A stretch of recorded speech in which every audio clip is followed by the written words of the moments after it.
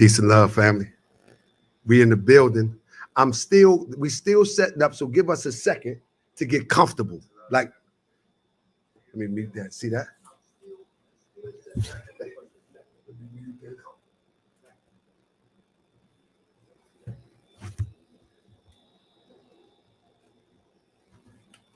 So y'all need to tell a friend to tell a friend. Here we go again. Here we go again. So that let us know that we live. Let me get this locked in.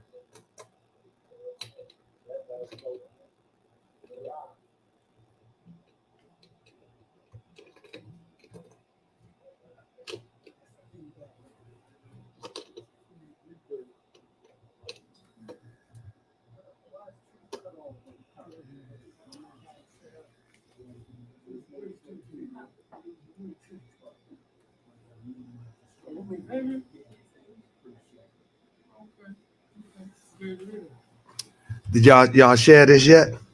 Here on It's good to start this great show. This one. I mean, if you want to, where you at? On my Facebook. And the Temple Facebook. Yeah, I think you good. Okay. I mean, I'll be like 2 minutes. I'm about to start my social media. We don't want to miss your voice on it. Start it off. No. And my voice ain't about that. My voice get me in trouble. So we in the building, family. Yeah, it's an early show today, family. We about to get busy today. This is the Great Moorish Debate. I'm a little loud. Can y'all hear me good? Press 7 if you can hear me good in the chat. I want to make sure y'all can hear me good. Press 7 if you can hear me good. Your best girl, can you press 7 for me? Demetrius Manning Bay, Selby Bay, press 7 for me. I need to know that y'all hear me good. Y'all my sound check people. Are y'all good? I'm gonna have to wait for the delay for the 7. Y'all hear my radio voice? This is my radio voice. You know what I mean? Did y'all share this? Everybody should share this twice. Understand what I'm saying? We still setting up. Let me see. This is MJ Givens. How you doing? Brandon Figures. How you doing? Al Rukin in the building. 39th Street, Chicago. Thank you for joining us. We're gonna be hitting the truth in a minute. Just stand by 1 second. Are you able to hear me? That's what I need. Nobody. Oh, MJ Givens put 7. All right, so you can hear. Hold up. We're gonna load up the social media real quick. I think this is called.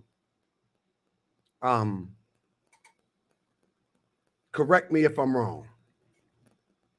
So let me go in. And we'll get started 1 second.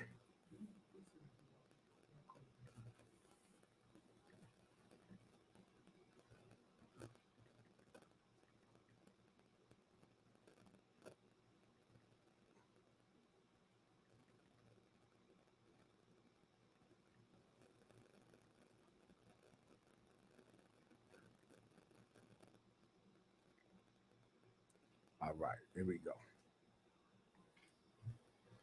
All right. Let me move that from right there.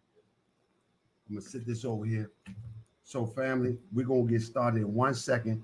I just want to let everybody know that we live on.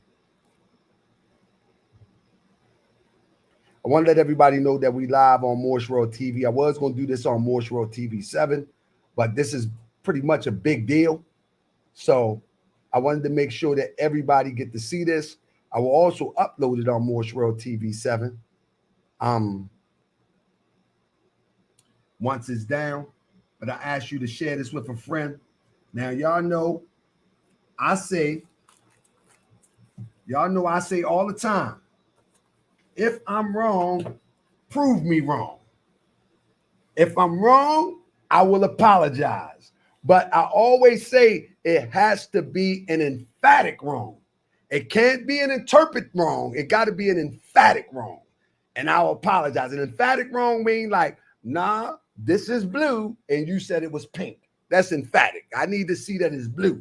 All right. So I want to ask everybody to share this. And the reason why we need to share this is because for many, many years here in Baltimore and around the world, people have been given a misunderstanding of what the Prophet movement has been dedicated to. Many of you on Moorish World TV have never heard of the Prophet Noble Drew Ali before Brother Taharka Bey came hooping and hollering and screaming on 125th Street.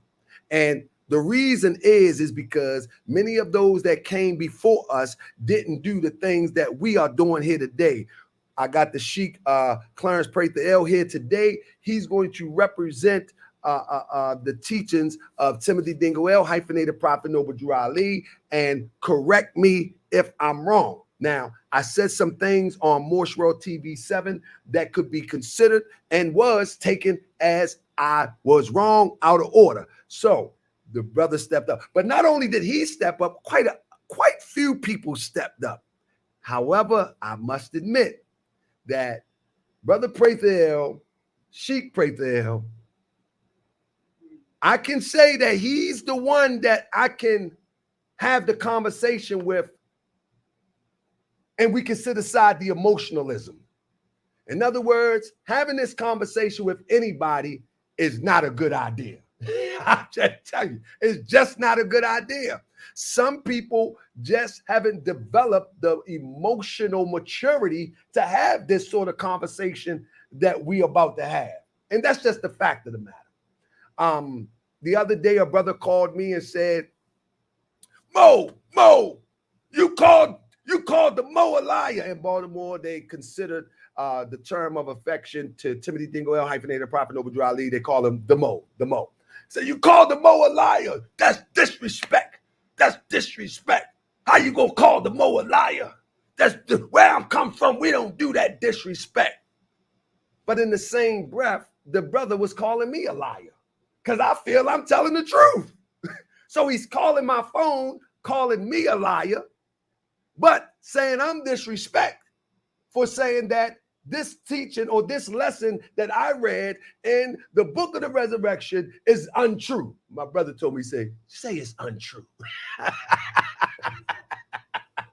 So with that being said, we're going to find out today if it's true or if it's false. And we're going to be assisted by a brother. So this is going to be sort of a debate, but not so much of a debate as you see with the horse and pony show. You know, he's going to present his explanation and his verification as to the questions that I asked, and I'm going to come back hard as ever with more questions. That's just what it is. And at the end of the day, you know, we come in peace and we're going to leave in peace. And that's just what it is. And we hope that everybody that watching can learn how to have a disagreement or even a misunderstanding and reach resolution. And that's what we desire to do here. I totally disagree with some of the things that I read in the book of the Resurrection. The Sheik here is a master of the book of the Resurrection. Therefore, we got one who disagree myself. We got a master of the lessons of Timothy Dingle, hyphenated Prophet Noble Drew Ali. And so we'll see what happens from there. With that being said, family, tell a friend, share it 2 times. I know you got 2 social medias. Share it 2 times. You got IG, you got Twitter. You got Facebook. You got whatever stuff. You know what I'm talking about. You got all of it. Just share it 2 times. And we're going to get the message out so that people can understand or get some sort of understanding. But with that, I won't belabor the point. I won't tie upon the coast. I'm going to pass it to the Sheik, and I'm going to yield it to the Sheik until he yield it back to me. The floor is yours. The house is yours. Brother, do as you please. You are home, as you have told me in your house, in your administration. When I come and my family come, you tell me I'm home. So you are home. Demonstrate. The floor is yours, brother. Praise the Lord, Lord. Praise the Lord. First of all, I want to praise Almighty God and Allah for this opportunity to speak into the mic because I don't think they'll be able to hear you. Yeah, there you go. I want to praise Almighty God and Allah for this opportunity to reach out to the masses of you boys, brothers and sisters, young and unborn. I want to extend honor to the Prophet Noble Drew Ali. I want to extend honor to the Moorish Temple of America. I want to extend honor to the works, the words, and the deeds of my father, Timothy Dingle, hyphenated Noble Drew Ali this era time, who is the author of a magnificent book that should be in the possession of all Moorish Americans all over the world to extend the learning and teachings of the Prophet Noble Drew Ali. And with that said, I want to give high honor to Sheik Taharka Bey. I want to thank you more for all that you've said, and I appreciate you got me on the hook, and I appreciate that you don't let me go.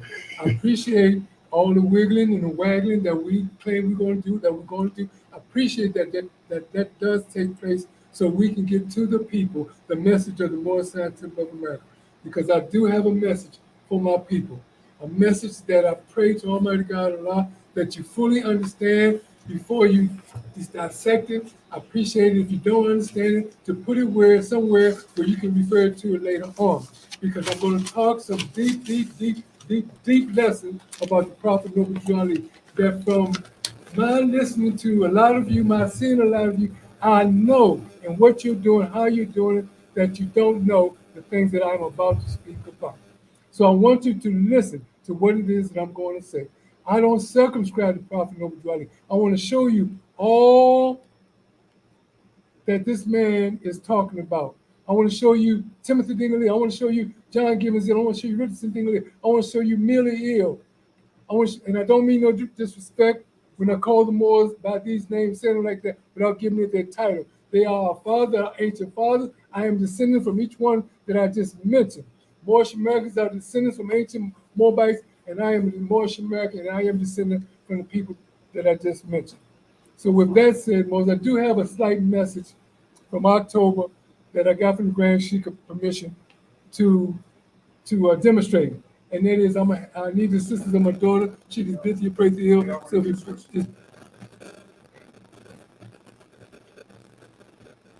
busy, praise the Hill.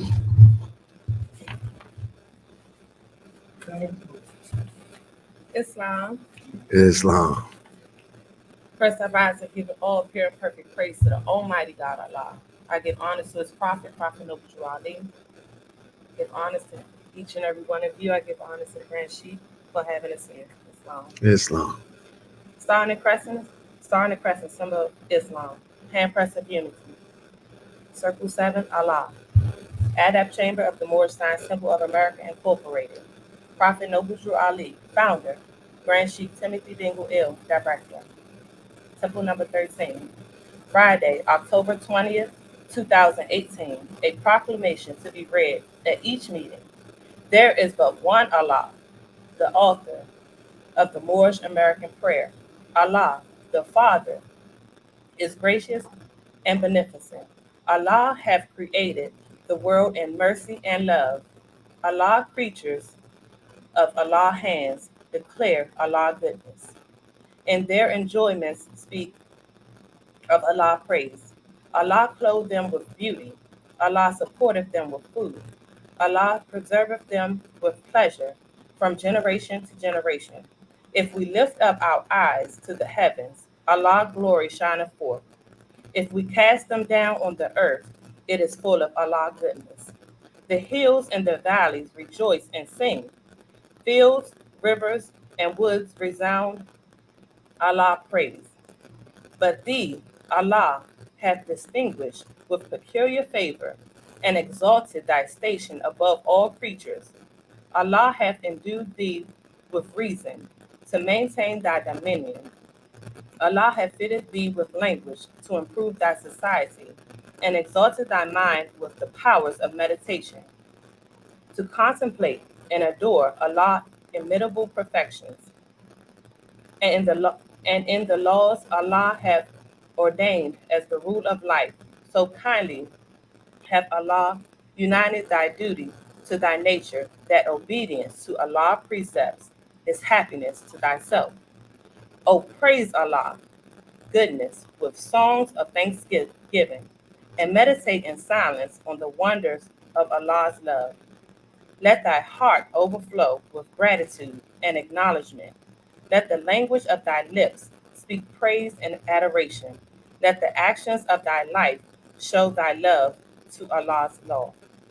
The Grand Sheik and the chairman of the Moorish Science Temple of America, with the assistance of the Prophet Noble Drew Ali and the Grand Body, has caused to be legislated into law during the season of the 91st Annual Convention, October 20th, 2018, that all Moorish American Muslims, members of the Moorish Science Temple of America in each state throughout the United States, make supplication of prayer, the Moorish American prayer, to Allah at the hours of 9 a.m., 12 p.m., and 3 p.m. each and every day, regardless of what we are doing or where we may be. At these hours, pray to Allah. Pray the Moorish American prayer in addition to the many other prayers you pray. A kind word, a smile, and a little charity, etc. We will pray the Moorish American prayer in unity, together, every single day, that Allah will guide us out of this mess we are in and protect us as we go about cleaning up this mess we are in. That Allah may heal our people and our land. Prostrate if possible, bending the knees, bowing our heads to the earth, or standing in the position of praising Allah. Set your phone clock as a reminder and pray in silence, benediction.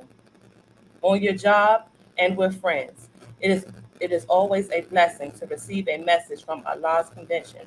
Prophet Noble Drew Ali's chamber. Read in each meeting, copy to all, faith, hope, love, truth, peace, freedom, and justice. 9 a.m., 12 p.m., 3 p.m. Convention Chairman Clarence Prather. Islam. Islam. Thank you, Chief.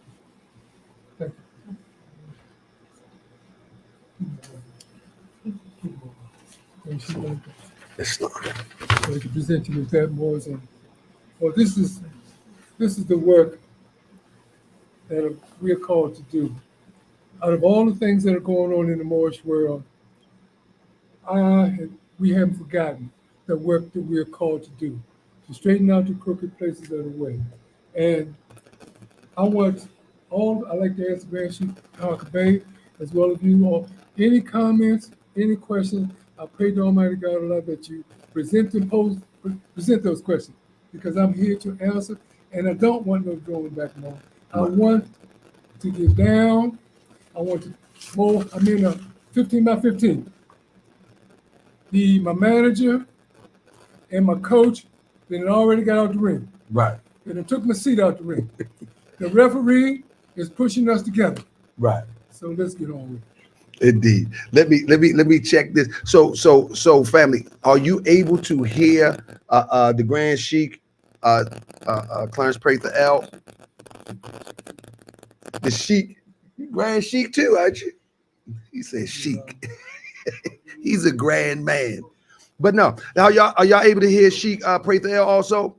Press 7 if y'all was able to hear him. You know, I'm a little loud, so I know you can hear me. So they say yes, they can hear. So family, over here, Biko, come on over to Moorish World TV. If you are on here, come over to Moorish World TV, because I'm not going to be able to focus on Facebook as well as Moorish World TV at the same time. You know what I mean? Yeah. Elwin say yes. However, his voice is lower than yours. Who voice? Come on, Elwin. You've been around long enough. Ain't nobody gonna be as loud as me. Some people just smooth like Billy D. I'm not. You know what I mean? But with that being said, so family over here, sister Bethea, come on over there to Moorish World TV. I might get a spanking, but we go.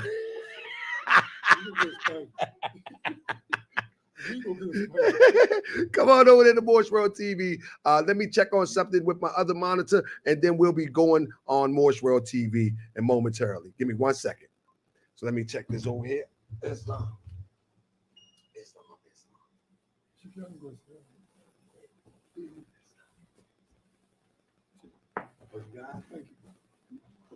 Let me show you something.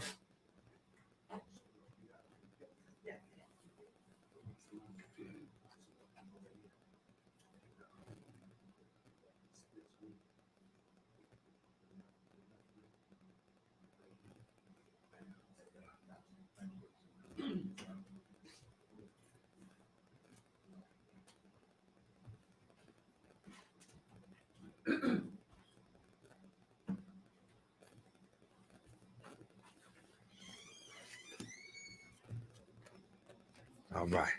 So y'all ready? So I think we got somebody coming.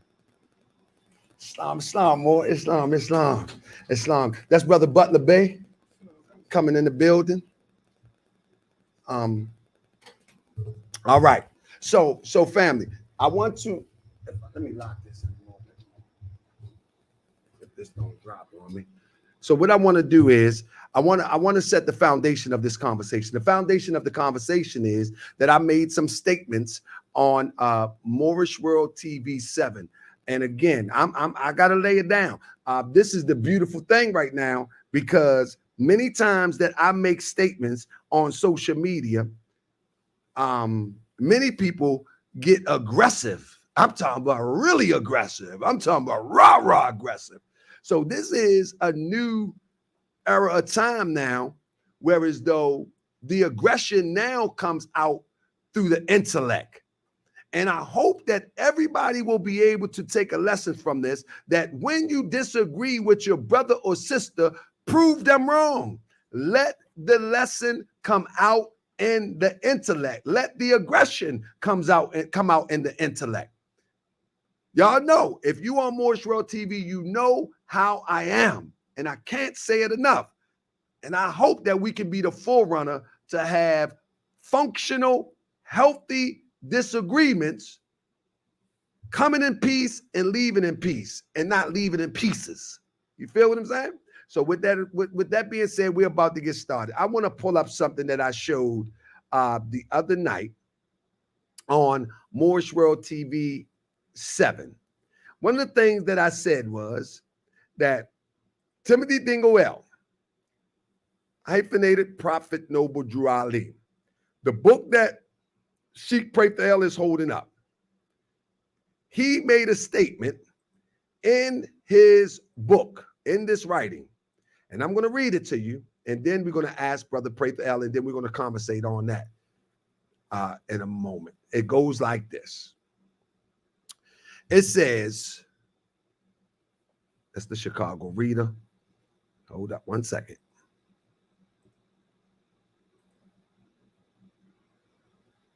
Let's just start right here. Because one of the two things that I said is, in the book, it says, Prophet Noble Drew Ali was born in the state of North Carolina, 1886. At the age of 27, he had traveled around the world and visited all the halls of learning. He had been honored by all the nations of the earth as the true and divine prophet, and was christened noble by the Queen of England. This is the highest honor that can be bestowed on a person, for it carries the attributes of nobility. I say that is untrue. That is untrue. There is nothing to substantiate that. There is no trail that you can follow to find any Queen of England christening Prophet Noble Drew Ali the title noble. I haven't found it. Maybe our brother Sheik Prather can guide us to it, but I'm saying it's untrue that no queen christened Prophet Noble Drew Ali with the title noble. And I yield the floor to my brother Sheik Prather, and I will be writing down where we can find this at. Lord, praise the Almighty God, and I send on to the prophet, send on to Moorish Science Temple of America, send on to your question, Mo.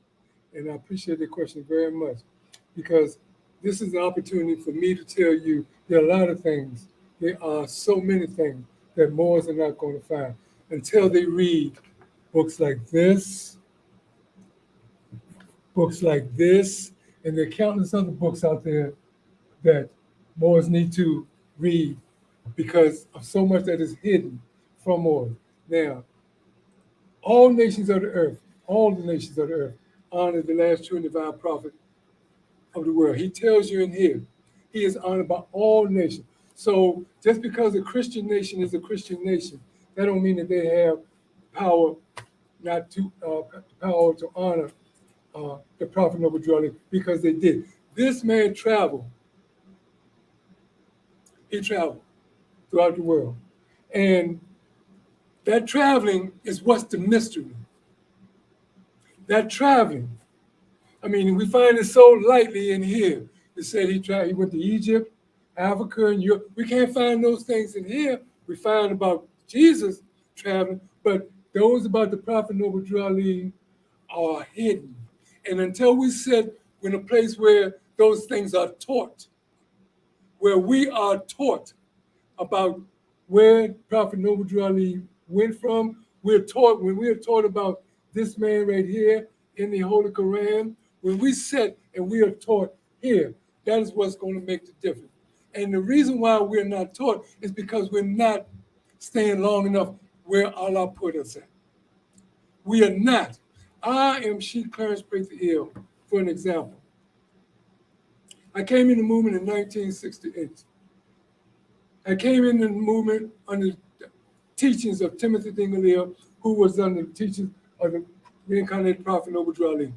I sat in that man's school since the week of October the 19th, 1968, till this present day, till when he passed in 1980. In other words, everything that I needed to learn, every mystery that is a mystery to so many people today, England, Scotland, Ireland, Germany, France, Saudi Arabia, Turkey, all of these things that are mystery, I stayed and I sat and I learned from that man all of these things. And this is what I'm sitting here, not to argue with you, not even to go over this proof about this, but to tell you that there is proof, that to tell you that you're going to have to sit.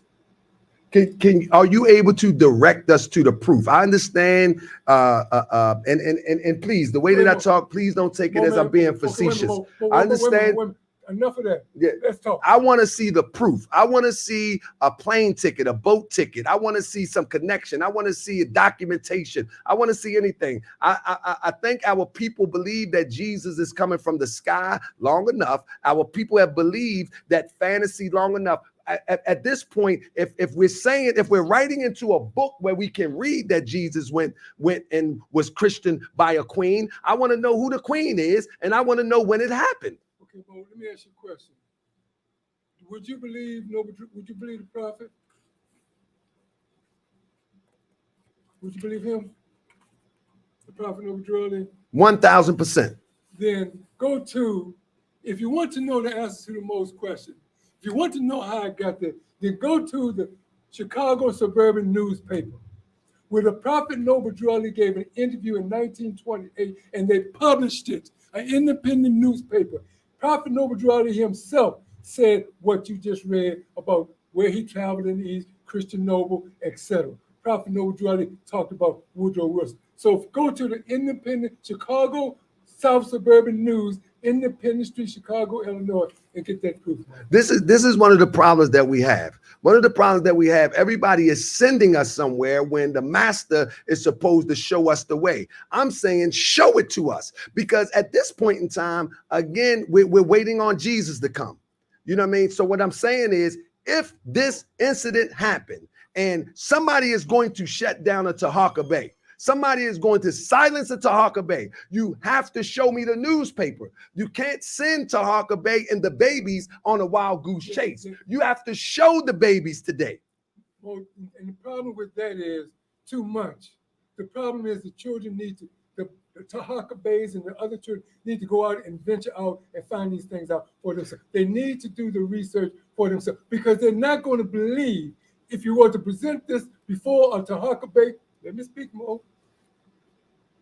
If you were to present this before Taharka Bey, etc., only thing they would do is analyze that, and they would find something false in it, as opposed to simply taking it for the truth. You can put things before people, and they still refuse. They still spit it up, all because they want to know, and they want to let the world know, but it's on the backs of lies. It's on the backs of what they think perhaps is true. When you give somebody the truth and you give them emphatic truth, it's up to them to do what they want to do with it. But just to tell somebody something is the truth and expect them to go and find some truth that you're saying exists, that's not giving them truth at all. You give the person the truth and you allow them to decipher what they do with it is up to them. So for instance, Timothy Dingle, he writes this in this book. He gives it to you. It's up to you to accept it or reject it. I reject it. And now you're saying that I'm rejecting something that is true. So now I'm telling you, the burden is on you to produce the actual paper.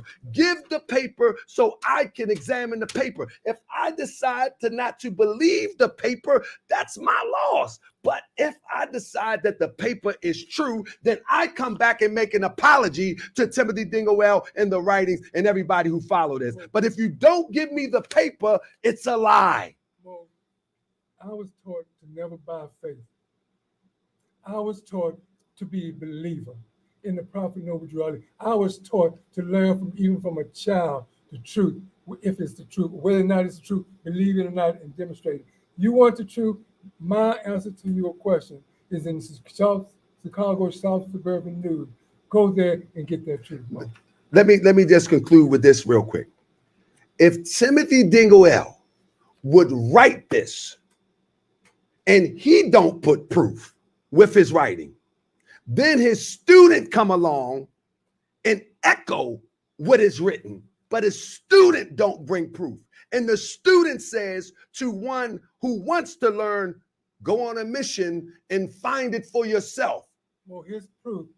Here's proof. That's not a good teaching strategy. Here's proof. With all due respect, that's not a good teaching strategy. Here's proof, Mo, is catalog card number 78.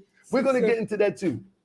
Here's proof of what's in this book, because everything in this book was checked out. Everything in this book was examined and re-examined before it was given a copyright number, before it was given copyright authorization.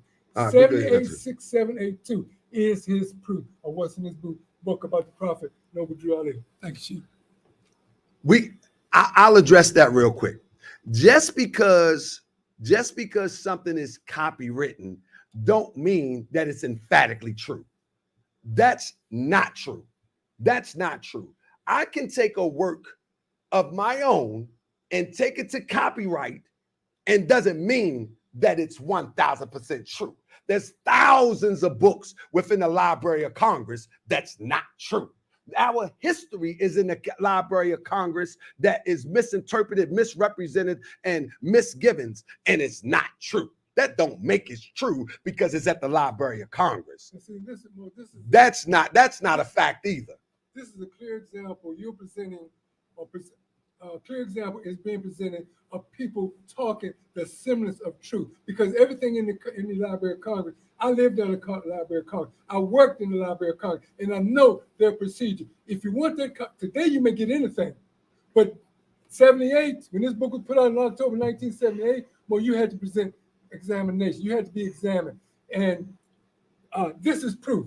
If you don't think it's proof, let somebody come up and claim that you're infringing on their copyright, and go to court and see how much truth is there. Just to let me hang over here for a minute. And again, let me hang over that for a minute. People are more than listen. You got to recognize the semblance of truth. You got to recognize somebody trying to beat the truth into you. You got to recognize that noise is no qualification. The sound of noise or loud voices is no qualification of the truth. Okay. Now, the reason why, if you infringe on the copyright, because it's a law that somebody else owns it, not because it's the truth. So, I mean, that's the semblance of truth that's being played right now. The only reason that the authorities were getting involved because somebody else owns this, not because it's the truth. Copyright doesn't make it the truth. There's many books in the Library of Congress calling us Negroes, calling us Black, calling us Indians, calling us all sorts of labels and scars and tags. Is that true? Yes, it's true, Mo. Oh. Because you got people out there right now that are saying that they're Negro, Black, and color. You got people out there right this very moment while we're going through this, they're saying in the law, you got Egyptians saying that they're Black. You got people that are raising movements saying that they're Black. So yes, it's true, Mo. How can it be true if our prophet tell us man cannot be Negro, Black, or color, according to the prophet? If you claim something, Mo, if you claim it, it's yours, and you're going to make it true. You're going to do everything. I get that philosophy. You're going to get everything in the world to persuade the world. Listen, Mo, you're going to get everything. Mo, let me ask you a question. Let me ask you to do me a favor. I'm going to ask you, when I speak, to allow me to speak. When I speak, to don't be formulating in your minds opposite. Let me make my point. Let's Let's do do a time frame. Wait a minute. No, That way we won't cut each other off. I ain't got no problem cutting each other off. I just want this. Let this be our time frame. Now we're gonna get a time frame, brother, because we got to get a time frame, because if not, we're just going to belabor points. I got no problem. You said we had a problem with it. I don't have a problem with it. All right. I don't, and I'm gonna go over the time check as you probably will. No, I'm not. I'm gonna stop. I ain't gonna do that. So look, there we go. So we'll both take 5 minutes to talk, and then I didn't come up here to be limited. There you go. I come up here and say, but I don't want to belabor points, and we're not getting nowhere. But we're gonna get somewhere eventually, if it's after the day. But my point is this: you want the truth, we got to go for the truth, and all that the character of Grand Sheik Taharka Bey, all due respect. The Grand Sheik, well, you're not talking to somebody that don't know. You're talking to, and I'm out here to offend those brothers and sisters that are listening as well, because you're thinking that what the Prophet Woodrow Wilson says, that the noise, we think the marriage, we think the power of the truth is in the noise. The preacher man in the church think the power and the truth is in the noise. Everybody's thinking the power and the truth is in the noise, because people can rattle on, symbolize, put it in the semblance of truth when it's not. I'm here to tell the truth, man. And you want the truth. The truth is that, number one, my father, Timothy Dingle, whom you hold, I appreciate you in regards that you hold him, is a powerful man. This man you more need to know about. You need to know the work. Whether whatever's written in it, you need to know that this man did some work in the name of the prophet or for Moorish America. A lot of us wouldn't be in condition where we are today had it not been for Timothy Dingle and his brother President Dingle, as well as Dr. R. German Bey here in Baltimore. I was here since 1968. I was here when other members from other states come into Maryland, come into D.C., and the work that this man right here alone was doing should be honored. But because he put out this book, everybody thinks that the man is egotistic. The man said he don't want your children. I don't want your children, Grand Sheik Taharka Bey. I don't want to kidnap your children. He is out to simply to tell the truth. This man said all he wanted was the Negro, black, and color of the people that you said are in the Congress. That's all he said that he wanted. He didn't want to be the ruler of a moral sign. He just wanted a heart and mind of our people. And the noise that we make, the noise that men make, Mo, is not going to do it. And we may go back and forth because you're intellectualizing. You're intellectualizing something that we should be holding as fundamental truth. You're lecturing, you're just pulling stuff out the air. You're pulling stuff out from underneath the table. You're just pulling stuff from everywhere and not foundationing. You're saying this is a lie, but you can't prove it a lie. You want it to be a lie, but you cannot prove it a lie. All that you're doing, that you can't prove it. So let's stop intellectualizing the Prophet of Woodrow. This foundational. Timothy Dingle is a powerful record. We got records out there by so many Moorish Americans that we all should be reading. We're going to call them lies too, simply because they got a portion that they're putting out to the world that you may not know about. Well, there's so many things that Moors don't know about. And I know they don't know about it because I listen to them and I see them and I know they don't know. I'm sitting here trying to tell you. And one thing I'm going to say emphatically, Mo, you don't know. All right. You want to know, you claim to know, but you don't know. All right. And so please do not intellectualize. Okay. No. I'm gonna stay the course. There is no record that the prophet met a queen. You can't name a queen. You haven't shown me nothing about no queen, but you go on and on that there is this queen, there is this noble, there is this Christianization. It doesn't exist because you can't show it. And until you show it, this is a lie. Now we're gonna go in my book, this is a lie.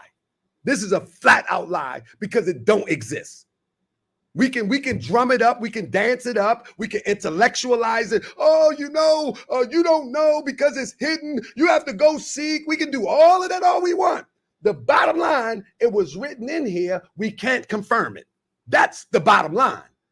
Now, all that other stuff that we was talking, that I'm getting loud and loud ain't in the voices, all of that is good, but it was written in here and it can't be found. Now let's go to number 2. Number 2. Can I interject? Unless you can produce it. Can I interject? Can you produce the newspaper? Yes, I can produce it more. Okay, well, we have to come back for part 2 then. Part 2. Because other than that, it doesn't exist. Can I interject? Absolutely. Moors, I'm appealing to you Moors out there, especially young Moors that are just coming into the Moorish Science Temple of America. I'm going to draw a circle. This is representing a circle. This is the questionnaire. It's representing a circle. Can you get some This water? is the Moorish literature that's representing a circle. Humanity pamphlet that we're all familiar with. They're representing a circle. Moors, this is circumscribing the Prophet Noble Drew Ali. This Prophet Noble Drew Ali goes beyond the books that you have in your hand, in your possession. His teachings. It says, when you are ready to receive, Lord Allah will send a messenger that will copy from all the messages, all the messages of purity and love. We need to go beyond, and that's what I'm talking about. When Timothy Dingle talked about what Drew Ali did in the book, traveling, he's gone beyond. There's so much out here that we need to know about our Prophet Noble Drew Ali. There were presidents that this man set among. There were popes back during his time. There were senators, congressmen in the Moorish Science Temple of America alone. We need to know their action in the Moorish Science Temple. We need to know more than just what the record is saying. We need to know a lot more than what we think we know. And that's what I'm all here about. Now, if the point of reason, that's my point. Because I have no problem with talking to people that don't understand. I don't have no problem with talking to people that do understand. Because I know Allah has a purpose for both of us to learn, etc. And more when we're talking, I need to know I'm talking with somebody that can comprehend. Because I'm not just sitting here to talk. I'm not sitting here to win the hearts and minds of your membership, not even the hearts and minds of my own. I'm sitting here to demonstrate my portion of the law of the Prophet Noble Drew Ali. And my portion of the law says that we need to go deeper. There's a deeper aspect of the Prophet Noble Drew Ali's law, and we got to stop circumscribing his teachings, his lessons by just a few records that we have, even the papers that we have, because there is a deeper. This book talk about Prophet Noble Drew Ali being secret, talk about silence, talk about sacred. That's what I'm talking about. I just want to see him traveling to England or to Europe, first and foremost. So, that's all I want to see. Are you saying no? I just want you to confirm if it's in this book, and then we can move on. If you can't confirm this, then we can't get there, because we're talking about this today. You said we were going to have you said we were going to have a second episode. Yeah, so okay. So let me go to another topic. That I could bring. So let me go to another topic. Okay. Let me go to another topic. Okay. The second one is that got people all riled up was Timothy Dingle says that Prophet Noble Drew Ali in 1912. Matter of fact, let me read it to be sure. Let me recite it for you.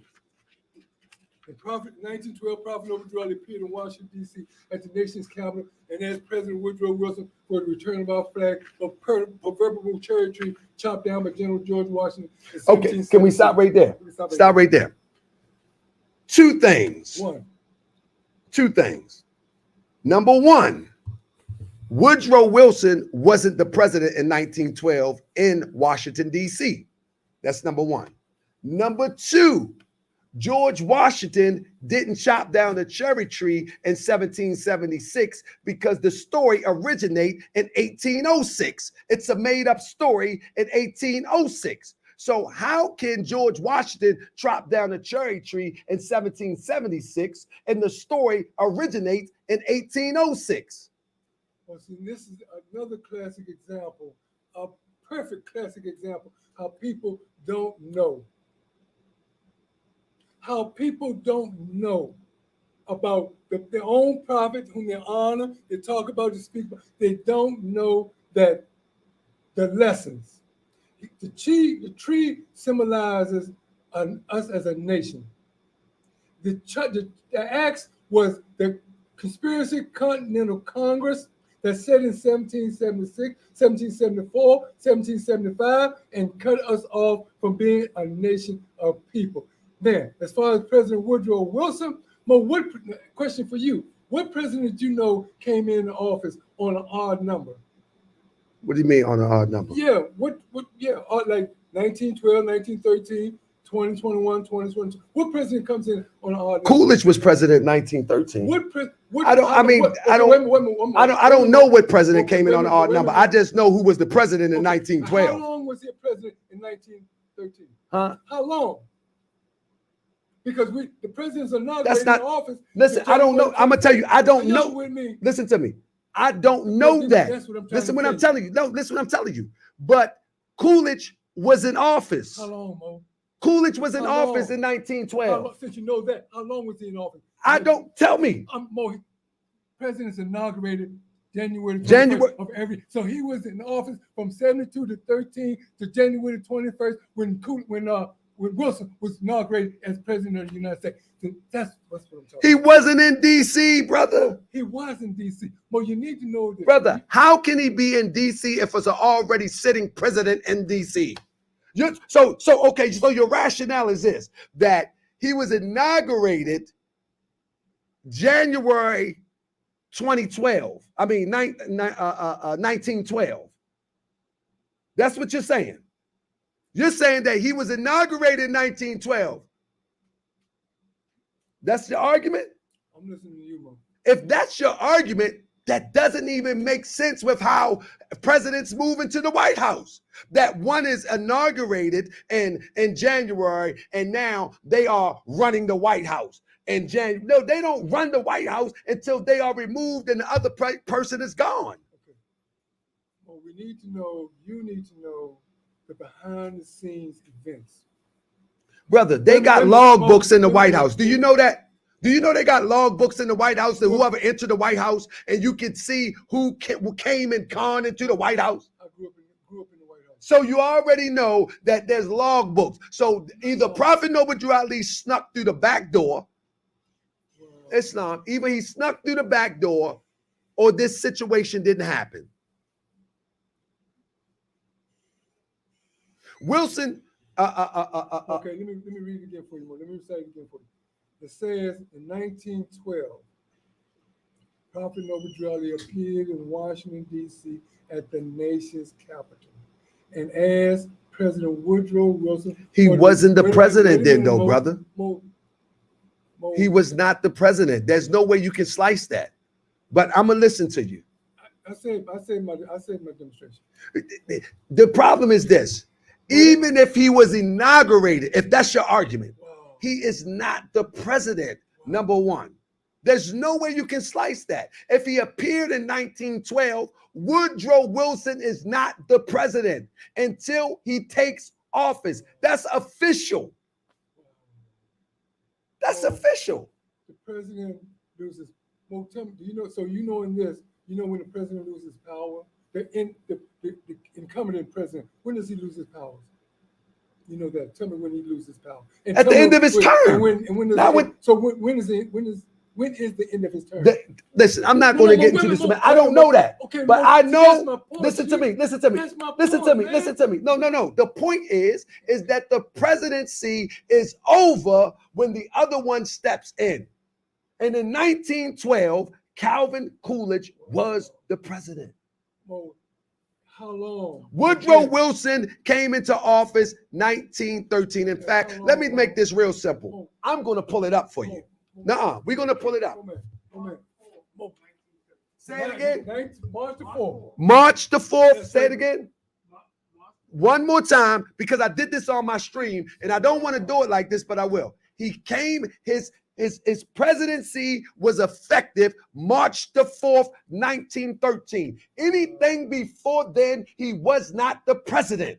You cannot slice this pie any other way. So that's I untrue. said, no, it's not to you, like you said, to you. No, listen what I'm saying. Listen what I'm saying.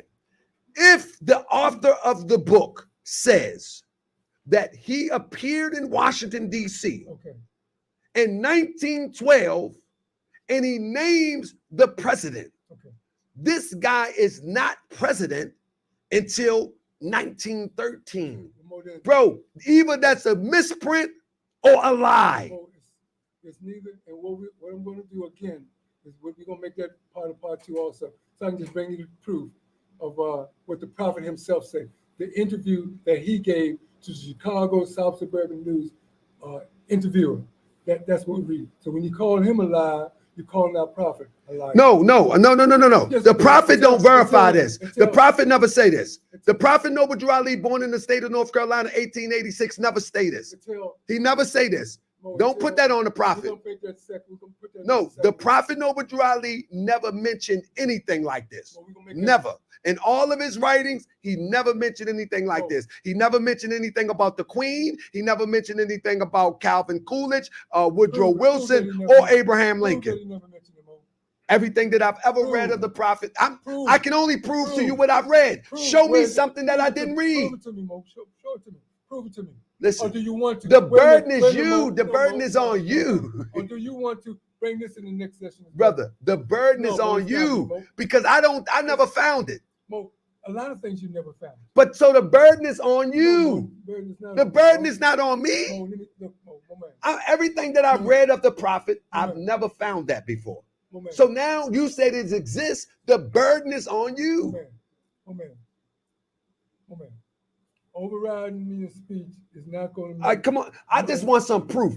Point me to the direction. Point me to the direction that it doesn't. That he didn't do these things. You see what I'm saying? Now, if you come back next meeting, next time we have a meeting, we can bring out our proof. Because we can sit here, go like you say, and go back and forth without. I thought that's what we was doing, though. No, Moa, you didn't tell me to bring in proof. You just told me to come. No, if you're going to prove me wrong, you're going to have to bring something. Because listen, I'm on my presentation. I showed proof. I showed proof that this stuff didn't exist. Show me proof where it didn't exist. I showed proof right here. The 28th president. Show me proof where it didn't exist, Mo. The proof is there is no recordation of it. Show me, prove that, Mo. Prove that. This ain't gonna go far. Mo, you see my point. I'm asking you for the recordation. I'm asking you the same thing, Mo. There is no recordation. I'm asking you the same thing. Disprove me, and I would disprove you. Brother, I'm telling you there is no recordation. Where? So where there is no recordation, it's not true. Where, Mo? Unless you can show us. Show me where there's not, Mo. No, because we're not going to sweet roll this one. I'm saying show the proof. Okay, moment. If you say it happened, show the proof. I'm saying it didn't happen. Okay. If you say it happened, show the proof. So now we're at stalemate. I have a disagreement about Woodrow Wilson when he was the president. But he in 12, just for the record, he was not president. That doesn't make him the president. Wait a minute. Go ahead. That doesn't make him the president. Say it again, Mo. President-elect. Right? That doesn't make him the president. That doesn't make him the president. That doesn't make him the president. We're not going to sugarcoat this. That doesn't make him the president. He is not the president until he take office. Now we can dress this up because see, this is the problem with us. This is why we believe in Santa Claus. Because we take fantasy, and then we try to wrap our mind around it to make it to be fact. Fact of the matter is, everybody knows that the moment that the president take office, when he takes office, he holds the title of the president of the United States. Correct. When he take office. Correct. That's the bottom line. And if he haven't taken office in 1912, he's not the president. We're not going to sugarcoat this. We ain't gonna sugarcoat this. Now, I said that. Now I'm ready to go to the next one. Let's go to the next one. Let's go to the next one. Now, I'm willing to see your proof. I'm willing to see your disproof. Let's go to. I just told you my proof is that it doesn't exist. I mean, our congregation gave you the proof that I want to give you. Your congregation. What proof? No, a president-elect is not the president. What are you talking about? It doesn't. He doesn't take office until March 4th. more members in the audience, I pray that y'all hear this and are able to distinguish just what's being said and how it's being said. I think anybody can see this. Okay. This is a bunch of filibustering. Okay. Anybody can see this. Okay. Go to the next Now I'm gonna go to the next one. Okay, let's go. One thing that Timothy Dingle said, and on page 1, he even says himself, he says, in using common sense, a book or pamphlet is only a group of compositions compiled together to express a thought. Therefore, I am considering the contents here a pamphlet. If I make any errors, see, we don't want to admit that there could be some errors here. But Timothy Dingle says himself, if I make any errors in this compilation, it is not my intention. So that implies that there could be errors in here. But we are so egotistical that we will not admit that there's an error in here. He tells you that there possibly could be an error in here. Well, what I read from that is that he doesn't know all that there is to know. No, an error doesn't mean that. If he makes an error in an issue, I'm telling you what he's saying. He's simply saying that there may be things that he does not know. That's not what error mean in the English language. No, I'm telling you what he meant. That's not what error mean in the English language. That's what he meant. Ah, Grand Sheik. All right. That he does not know it all, like so many of us do not know it That's all. not what error mean in the English language, though. But that's what he meant, Mo, when we go to the statement. All right. Same thing as when you would get up and I would think and demonstrate, and you would say, okay, as a matter of fact, I've heard you say how, it's not on you. If you make a mistake, it's not your fault because you know that there's more to be learned. Absolutely. No. When I say, if I make an error, let that be on me and not the prophet. But if you show me my error, I will correct it. I won't go on and try to smooth it over. That's what he's saying, Mo. No, I'm telling you that, and I'm showing you the error, and you telling me that it's a newspaper somewhere. You're telling me that I need to learn more. He's saying, Timothy Dingle is saying just what you just said. If he make a mistake, it's not on him. If it is a mistake, to show him. That's all he's saying, Mo. Because he know that he didn't know it all about the prophet Noble Drew. I mean, no, none of us do, but that's not what error means. But apparently some of us are claiming. No, that's not what error means, though. Error means that you write something that could be false. In what language? That's what error means. In what language? In what language? In the English language, more. Because in the English language, Mo, English language is derived from 5, 6, 7. More. Let's not filibuster that. Mo, you filibuster it, Mo, when you jumped consistently on the word error. Error, a mistake, spelling errors, the state or condition of being wrong. Okay, that's good. That's good. In the English language, it means wrong. It even says in conduct or in whatever. So again, if he's wrong, show him the wrong. If I'm showing you the wrong and you telling me that it's right. No, we're talking about Timothy Dingle in the book. If you show him a wrong, he said the book is a compilation of a pamphlet. If you show him the wrong, he would correct it. That's what he's saying. But I'm showing the wrong and you still making it right, though. Because it is. Because you ain't proving me that it's right. You're just making a statement. But let's move on, big brother. No, you just all right. that it's wrong. Another thing that I want to pull out is, pull it out. Let's talk about copyright authority. Let's get that out the way. Okay, let's get that out the way. Whoa. Wait a minute. Let's back up.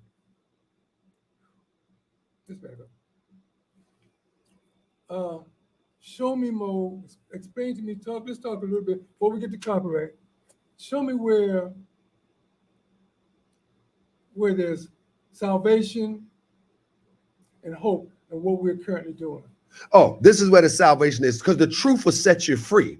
And so with all of this lies that have murkied up the waters, our youth will not be able to know how to discover or rediscover the true and living prophet Noble Drew Ali, because this muck and this mud that has been misrepresented in the name of prophet Noble Drew Ali is in the center of our communities today. And so it takes us, like it takes you and me, a statesman. You know what I mean? You're the statesman. I'm the younger statesman. It takes people like us to come together and discuss these hardline topics, these very sensitive topics, and see if we can get to some resolution. And even if we don't get to some resolution, the people that's watching can get to some resolution. The Prophet Noble Drew Ali says that we ought to take this to the four corners of the earth, to the four corners of the world. I'm paraphrasing right now because I'm passionate right now. But this internet is taking this message to the four corners of the world right now. Right now, we have people in China, we have people in Australia, all around the world watching this right now. So when the people listen, they are smart enough to decipher what is the prophet's teaching and what is some a change or teachings that doesn't feel right. Our people are smart enough to figure this out. I have that confidence. And so if you are right in this conversation, praise be to Allah. The people will decide. If I am right in this conversation, praise be to Allah. If the truth is blended between the both of us, praise be to Allah. But at least the people will have a way to choose what is right when it comes to the teachings of the Prophet Noble Drew Ali. So that's what good comes out of this. It's not about me. It's not about you being right or even being wrong. It's about the people that you just mentioned that are out there in the state of the mind because of what we are currently doing, because of clicks. Because of clicks. Wait a minute, moment. We have Sunnis and Sheiks. We have the North and the South, all because of a mere misunderstanding, words, era, queen, all because of mere. We are dividing. As opposed to I think that's a cop-out more, and I don't like that argument more. That's a cop-out because we don't want to get to the truth. We start talking about hate, we start talking about love. More, I believe that's a cop-out. That ain't my argument there. My argument is the truth. It ain't about your argument, Mo. It ain't about, because if it was an argument about truth, then that's what we would be putting on these things. The work, the truth of a man that's a Moorish American that put out works that you don't know, that you are saying is a lie, but investigating to find out whether or not it's the truth. No, if I say it's a lie, more, I want you to prove that I'm wrong. You're not proving nothing, though. No one is going to prove you wrong. No one is going to prove you right. No one is going to prove you wrong. But what we are doing right now is that we are dividing. No, you my brother. I love you. I ain't gonna let you tell that. I ain't gonna let you tell that. I disagree with you. I couldn't tell you a moment ago about love, but now you love me. No, I love you, but I disagree with you, and I'm gonna bring this hammer. Wait a minute, Mo. Nah, you ain't gonna loosen. You ain't gonna lighten this hammer tonight. Mo, I'm not worried about the hammer because I'm a mouth. I'm a maul. You talking to the wrong one. You talking to the wrong one. But Mo, what I'm saying is this: we got to. Let's talk about, I'm going to be back whenever you so choose, and I'm going to bring my proof. In the meantime, let's talk about some, get the people some hope.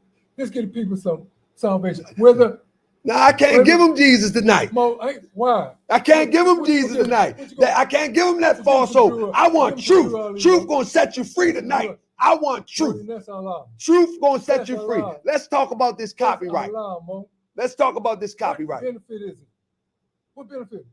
What benefit is it? You got a few blessings. You got a few opposition to the term copyright. You got a few lessons that you want to issue out, that you want to show how much you know. That's not beneficial. No, that's not what I'm trying to do. Copyright was back in 1974, and you got the book published in 1978. So that's past that. Let's get the people something else, Mo. Let's get the people the truth that's going to help them out there, Mo. I don't got nothing but truth, boy. I don't know what else to do. Johnson Bay, help me. Mo, come on, man. Mo, see, no more you taking it, Mo. I know, Mo. See, you taking it. Listen. Let me tell you my mission. Let me tell you my mission, Mo. Wait a minute. Just one more, please, Mo. All of that, Mo, is, Mo, that's, Mo, don't get angry with me. I don't get angry, man. But Mo, all of that, come on, man. Let's talk. If we're going to talk. Let me tell you my mission, more, if you allow me to. I'll allow you. My mission is this, and this is for the world to see. My mission is to clear up the lies that has been perpetrated. According to you. According to me. Okay. According to me. Okay. My mission is to clear up the lies that have been perpetrated against Prophet Noble Drew Ali in every sense of the word. I understand, if you just give me like 5 minutes, I understand the Moorish Science Temple of America as a perfect system designed by Prophet Noble Drew Ali. I don't believe that anyone after Prophet Noble Drew Ali has the power, the know-how, or the ingenuity that's divine to change anything about it. I believe, have confidence and faith in, through my studies, that the Grand Sheik and the chairman of the Moorish Science Temple of America is the power to make law and enforce laws. That the Prophet Noble Drew Ali sit aside a Supreme Grand Council. The Supreme Grand Sheik is an officer of the Supreme Grand Council. This is a fully running operation organization that is to metamorphose into a government. This Moorish Science Temple of America that closed out in 1928 is perfectly designed for us to be liberated. Anything after that is innovation, and most of it has no association with the Prophet Noble Drew Ali. I say that, I stand by that. I will live and go to the ancestors with that. That is a perfect system that was completed at the close of the convention in 1928. And if we do not duplicate that example, we will never be successful, because any other example has not been and will never be successful. The only successful example is from 1925 to 1928. I stand on it. Most of anything after that is either a lie, embellishments, or hopefuls that ain't going nowhere. And so I stand for the Prophet Noble Drew Ali. Okay. That's it. I don't stand for anything after 1928. I stand for Prophet Noble Drew Ali. Family friends. Still taking questions, y'all want? Yeah, Mo. Couple questions. After Indeed. yes, Mo. Wait a minute, Sheik, just one more, please. Family, friends, and loved ones. This record right here, the Prophet Noble Drew Ali said, what he is, all men shall be.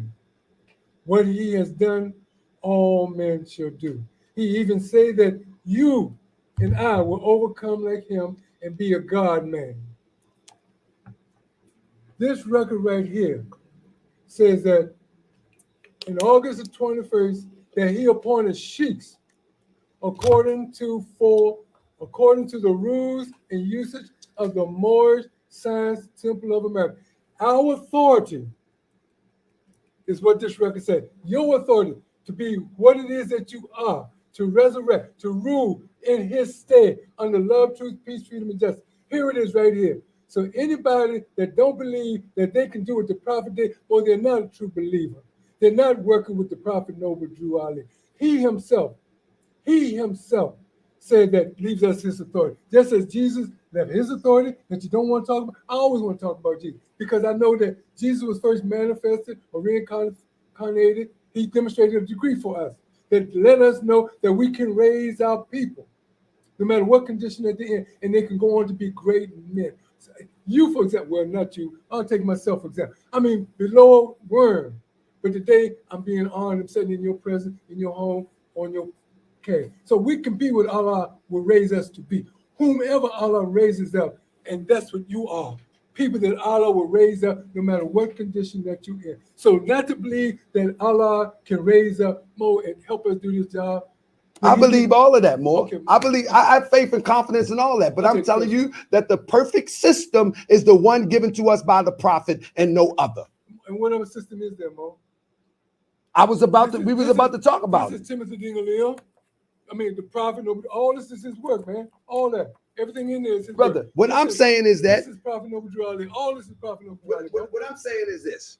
The teachings of Timothy Dingle L is a different teaching from Prophet Noble Drew Ali. And I can prove it. That's not what he's saying. No. I don't care what anybody says. I can prove that it's not a mirror teaching of Prophet Noble Drew Ali. Okay, well, we make that for the second call. I can prove that Timothy Dingle L teachings is not a mirror teaching of Prophet Noble Drew Ali. My mission is to mirror the teachings of Prophet Noble Drew Ali. From the setup of the temple, from the positioning of the flags, from my walk, my talk, my words, my deeds, is to mirror Prophet Noble Drew Ali, born in the state of North Carolina, 1886, transition in 1929. That's my mission. Again, this man right here said, when the world is ready to receive, lo, Allah will send a messenger to copy from all the sacred books, all the messages of purity and love. And that's what this book is. It's not taking over the prophet. It's just helping you. It's answering some of the questions, some of the mysteries about the Moorish Science Temple of America and our people. But you said to answer, I want to just hit that. Wait a minute, Sheik. Okay. You can interject. Ain't got no problem. Give me a moment. 1 second. This is to help us to go deeper into the questions of Moorish science, to help to reveal some of the mystery about Moorish science that we don't see. Go ahead. So you said it's going to reveal some of the mysteries of Moorish science, but when I tell you to show me the queen, who is the queen, when did it happen, where did it happen, you tell me to go find it. See, now again, Mo, what do we do? It's not adding up, brother. Mo, what's not adding up is It's not adding up, brother. What's not adding up is that you said that we were going to have another meeting about this issue. We're going to bring out our tools or whatever we have. Okay. And you keep bringing it up. But because you threw me the alley-oop. I don't know about no alley-oop. I don't know nothing about no alley-oop. But what I do know about is that we're going to bring that up. So Okay. we offer that issue. Okay. And what I was questioning about was the salvation. I was questioning about the hope that we have for our people. And I think the truth is the most potent thing that we can deliver to our people.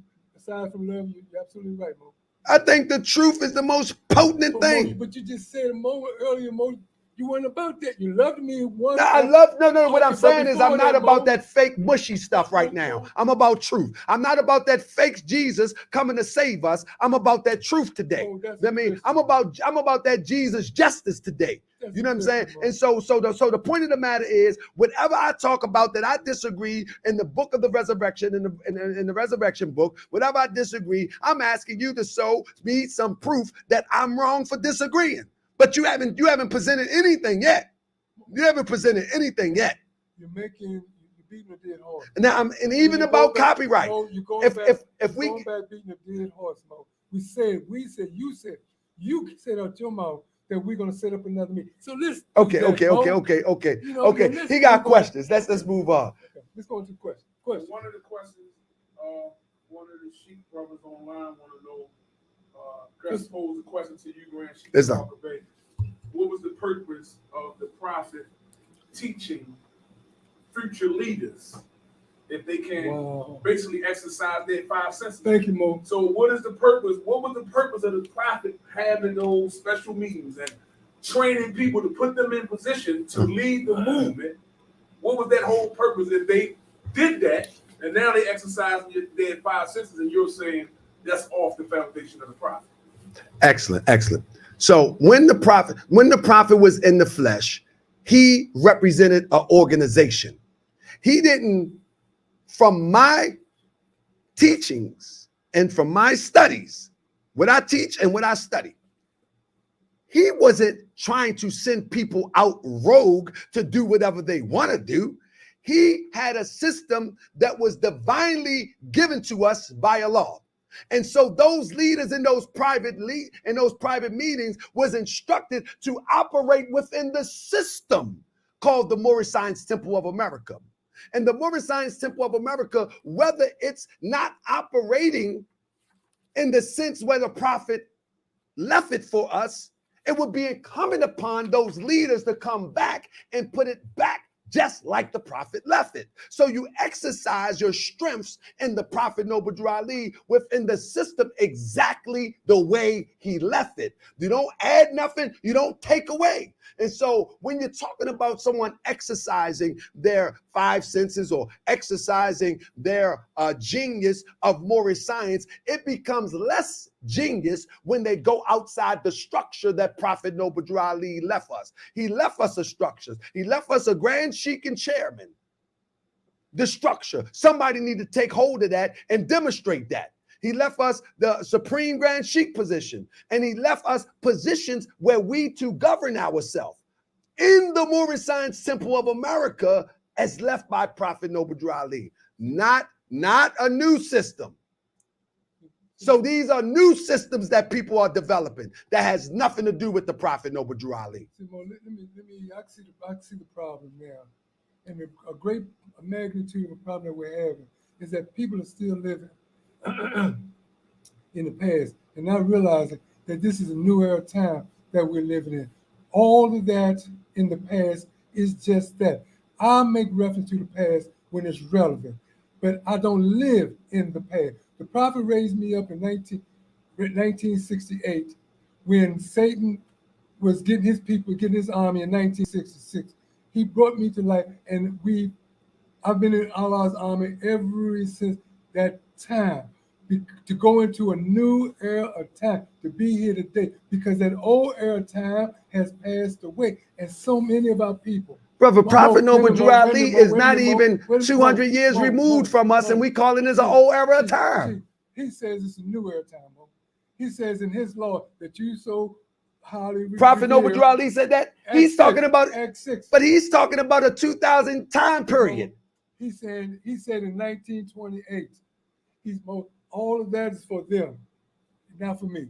He said in 1928 that this was in his law that he had written by his hand, that this was a new era of time in 1928. In 1928, he gobbled us in the ancient gobs that you see in the picture. He gobbled us in our fair. He said this was a new era of time. Everybody else, the prophet said that, you're right. But then a man coming along in 74 saying it's another new era. Wait a minute. He said this was a new era of time. And you yourself said, come on, Mo, look, you got to now.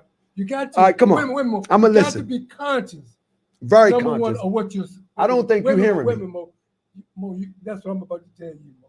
You got to be conscious of what it is that you're saying. I know exactly what I'm saying. But I don't think so. Listen. Because wait a minute, Mo. When the Prophet Noble Drew Ali says it's a new era of time. Wait a minute, Mo. You just said that we need grand sheiks and chairman and all of these things. What else is there going to be in this new era of time but grand sheiks and chairman? Brother, when we read the book of the Resurrection, there's a bunch of new titles in there. When I was coming through and I was learning, there was no grand sheiks. There was grand resurrectors. When I was coming through, now you're going to say that's wrong. When I was coming out through the Moorish Communications Office. I ain't gonna say it's wrong. Now, when I came through there, you know what I mean? There was grand resurrectors. There was a whole bunch of other different titles. There was, and during that time, it was the Resurrection Moorish Science Temple of America, and they was called Resurrection Centers. They wasn't called Moorish Science Temples of America. They was called Resurrection Centers. Today we try to cover it up and say, well, no, it's the Moorish Science Temple of America. No. Anybody that was there in the 90s and the 80s, they knew there was Resurrection Centers. They wasn't associated with the Moorish Science Temple of America the way that it is associated today. Again, Mo, you know that, and I know that. I'm gonna tell you what I know. Is that true first? Yes, no, it's true. Absolutely. Okay. Again, this is a classic example of people not knowing. This is a classic example. I'm going to appeal to you, young boys, to listen to all of this, but I'm going to ask you to give a larger ear to what I'm trying to tell you. I'm going to ask you right out, because we have grand sheiks that have made law, and I have made laws myself with a body of sheiks, Moorish members in the Moorish Science Temple of America, where I have made law, passed law. And this is what it's all about today. Drew Ali is here in our spirits. He's resurrected in you. He's resurrected in all of us. And these are just, resurrection is in here. He said that he's the resurrection. So we're entitled to use the degrees of resurrection, reincarnation. I'm not doubting that. Mo, I don't doubt that, brother. Mo, you're talking about title. I'm trying to say that we can't just. I'm saying that this is not the prophet system that he left us. That's what I'm saying. Mo, do you know the prophet system? You ever said it? Well, let me ask you, have you ever said what Timothy Dingle? No, absolutely not. You never said what? Never. I just read the book, and I can only go by what I read until you change my opinion of what I read. So now bring the proof. So Mo, this is another reason why I'm going to ask you, Mo. I'm going to say my hand out. I'm serious with what I'm saying. I'm serious too, but I just want some proof. Mo, I don't want no sugarcoating today. I'm going to hold your hand, because I'm going to ask you, man. I'm going to ask you, Grand Sheik Taharka Bey, I'm going to ask you to come and sit down with me and pull out some lessons to learn. No. First, you got to get past stage one. First, you got to show me the Come on, queen. Come on, Mo. See, this is what I mean when No. you forget, man. Listen to me. This is what I'm saying. You're not conscious. No. When you still go back to something we already No, because you want me to sit down and learn, but you haven't. You want me to sit down and learn something from you, right? But you haven't been able to produce two basic things that I asked in the last hour and 20 minutes. Mo. But you say you're going to bring it at a later date. Now, when you produce that, then we can move to the next level. Because listen. Well, didn't we resolve that out 20 minutes ago? I have a whole list right here. Did we resolve that out 20 minutes Listen, ago? I got a whole list and a whole file of, I believe, to be misinformation coming out of this book. And we have covered only two of them. And everything else has been filibustering. Everything else been, let's, no, not today. Again, family, friends, and loved ones, pick this book up. Get a copy of this book. It's going to help. It's going to answer a lot of your questions, a lot of your ideas. It's going to explain a lot of things that you don't know. But look, it's like the Prophet Noble Drew Ali. It's like this, right? Wait a minute, Gracie, please. You preach it down, brother. We ain't getting scholarly on this.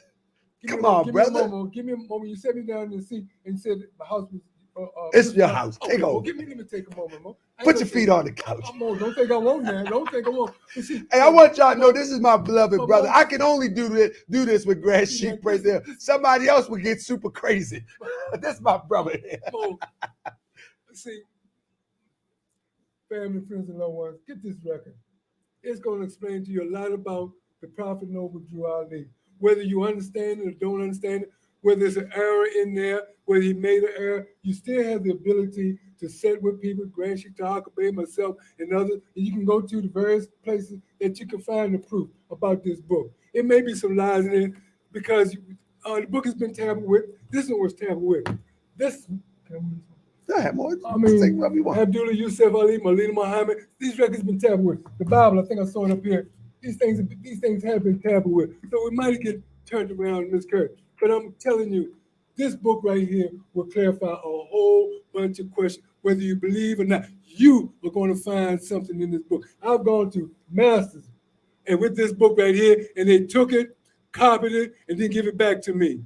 Things of that nature. I go to their house, and they say they don't have this book. Then they show me their library, and this is one of the first things I see once they're stuck it in the drawer. People got this book because they know what it's in there, whether we believe it or understand it or not. And that's all I'm asking. And I'm going to get them on. I'm going to ask you to find some time, man, to come on out. Well, you know that's my book that you're holding up, right? So when you say people got the book, I got the book. I had an older book. I recently got a new one because mine was so in shreds. So you've been reading? I've been reading this book for years, and for years, it behooves me that many of the historical lessons cannot be verified. They cannot be verified. They cannot be verified. Even like I tell you about the cherry tree. Although we know that it's allegory, somebody should have put a better remix on it. Because if they say that that the Prophet Noble Drew Ali asked for the cherry tree that was chopped down in 1776. And we know that that story doesn't come to light until 1806. Why would they write 1776? And then you said out your mouth, that's when the nationality was taken away or something to that effect. But it was 1774 when the nationality at the Continental Congress. But then you said 1774, 75, 76. It was 1774. You got a grand historian right there that's probably going to chop my head up after the show. Man, listen to this. You mentioned 1806 that it came out. It was a made up story. Who was the author in 1806? I think his name was Weems. A European named Weems. He had wrote the story about George Washington about 4 or 5 times, and people loved the story so much. It was like the greatest rap story of the time. And so he began to add more stuff to it. And in 1806, in the 6th edition of the book that he wrote, he added that story of the cherry tree about the autobiography of George Washington. The initial book that he wrote, it didn't have anything about George Washington and a cherry tree. Again, I can't no more. So you understand what I'm saying? When somebody writes something and they saying that this incident Prophet Noble Ali asked for something that happened in 1776 when it never happened in 1776, there would be, who wouldn't disagree? Any scholar would disagree with that. Well, again, A lay person would disagree. again, Mo. We need to talk some more. Okay. And I'm going to ask you to, Sheik, look at me, man, please. I respect. I'm going to ask you to open these. Close up. It ain't gonna happen, man. Brother, it's not. This is why it's not gonna happen. Then you're always going to be relying on your knowledge. No. Listen, I can learn from somebody who can emphatically, who can emphatically show me at least some of what they're talking about with proof. But I cannot rely on anybody that's just talking. I can't rely on that. I would never rely on that. I don't teach my members to rely on that. I tell my members to question me. I tell them to make me show you proof. Make me prove everything I say. Well, that's what I'm If I say Prophet Noble Drew Ali went to Egypt, make me prove it. And what would you do with that knowledge, Mo? Huh? What would you do with that knowledge? What you mean? What would you do with it? You know it? What would you do with it? I'm doing what I'm supposed to do with it. I'm blowing the trumpet. Can't you hear it? What would you do with that knowledge, Mo? Man, I'm trying to wake up the people to the Prophet Noble Drew Ali. How could you wake them up? Truth. The holy breath. So truth is the holy breath. Truth sets you free. So, Mo, you're the only one that has the truth. No, that's not what I'm saying. But as I express the truth, I'm going to express unadulterated, raw truth that I can prove. That which I cannot prove, I will not stand on. Boys, everybody has a portion. Everybody, regardless of who they are, how old they are, everybody has a portion. And some of us need to listen to the portions of others. Because I don't have all of my portion. The next man may not have all of his portion. Let's listen to one another's portion. Because we are setting up here claiming with rhetoric that we, et cetera, and we don't even really know. So I'm asking you, again. I'm begging, I'm about begging you, man. Because you got the people. But you need to know. You want to know, you want to prove, then you got to sit down. Man, Jesus say the truth will set you free. No. I'm speaking about the Jesus of Prophet Noble Drew Ali, not the fake Jesus. The Jesus of Prophet Noble Drew Ali said the truth will set you free. I only want to distribute to the people the unadulterated truth with no conjecture, with no question, with no guessing, with no drama, no nothing. Just raw truth. And I'm not saying I have all the answers. I want just the truth. And the people need the truth. The people don't need fables. The people don't need just some stories. People don't need all of this stuff no more. We need truth. This is the age of information. We are in information age. Islam? No, you can come on. So the thing is, I'm not going to get into the one thing that gets me worked up and gets me passionate is when people want to get into fantastic stories, fantasy stories that can't be proven. I'm not interested in that. Prophet Noble Drew Ali said, my footprints are clearly cut. I need to see the footprints. Don't show me something that looked like Bigfoot, but we can't find Bigfoot. You know what I'm saying? I want to see the footprints clearly cut, brother. I don't need interpretation today. These are clear examples of footprints. Mo, clear examples. Bro, this don't match this. This don't match this. It says some of the same things. Let me tell you why it says the same thing. You want me to tell you why it says the same thing? And to a degree, because some of the pages are copywritten in here. So of course, you got some of the chapters from the Holy Quran of the Moorish Science Temple of America in here. So yeah, it do say the same thing. It got the sacred books of Barada. It got together they read the sacred books, Elihu lessons, the unity of life. Of course, it says some of the same things. But the point that I'm making is that there's a lot of conjecture in here that need to be cleared up. Islam. Y'all good? Very good. So I got a question. We already discussed that this was going to do I got a something. question first for you and maybe for the Grand Sheik. Question for Taharka Bey. Right. Do you believe that there's any Moors around out here that's on a true foundation of the Holy Prophet Noble Ali? And do you believe there's any Moors out here with all the true degrees and the records of the Holy Prophet Noble Ali? I believe there's Moors whose heart is in the right place. Yet, most of us are not following the complete example given to us by Prophet Noble Ali. That doesn't mean people's heart and intentions is not in the right place. Some of the most beautiful Moors that you ever can find in the Moorish diaspora is those under Grand Sheik Prather. And anybody will vouch for that in this city. The most respectful, the most welcoming, I can't say enough. There's not many that can compete with the character under Grand Sheik Prather. You understand what I'm saying?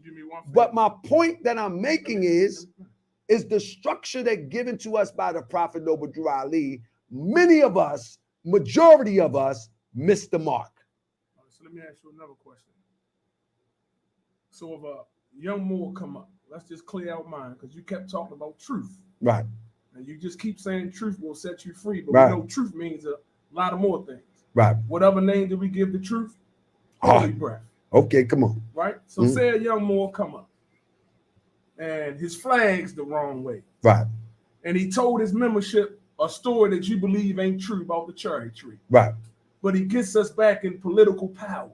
He gets us back in economical power. He's opening up business. He's doing everything that the prophet was doing in his time.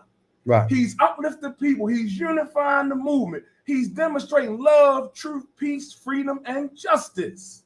Right. Does that make him wrong? Does that make him off the foundation of the prophet? Absolutely. That's it. That's it. Let me finish. Okay. Then you got another group of Moors that claim to have all the degrees of the Holy Prophet Noble Ali. I'm on the direct founder of the first Supreme Grand Sheik merely ill. They're not getting no work done, not opening no temples, not creating economical growth, not doing political power. Does that make them right? Because they're standing on a foundation that they believe true, but ain't getting none of the Holy Prophet Noble Ali's work done. The foundation of the prophet work, salvation is getting the work done. Political, economically, religiously, families. We go to some temples that don't have no women in there, Mo. Okay, praise the Lord. You're preaching now. Now let me answer your question. I'm going to answer your question. Now, whether the one is standing on merely ill and ain't doing nothing, he's wrong too. Praise the Lord. He's wrong. He's super wrong, even if his heart in his right place.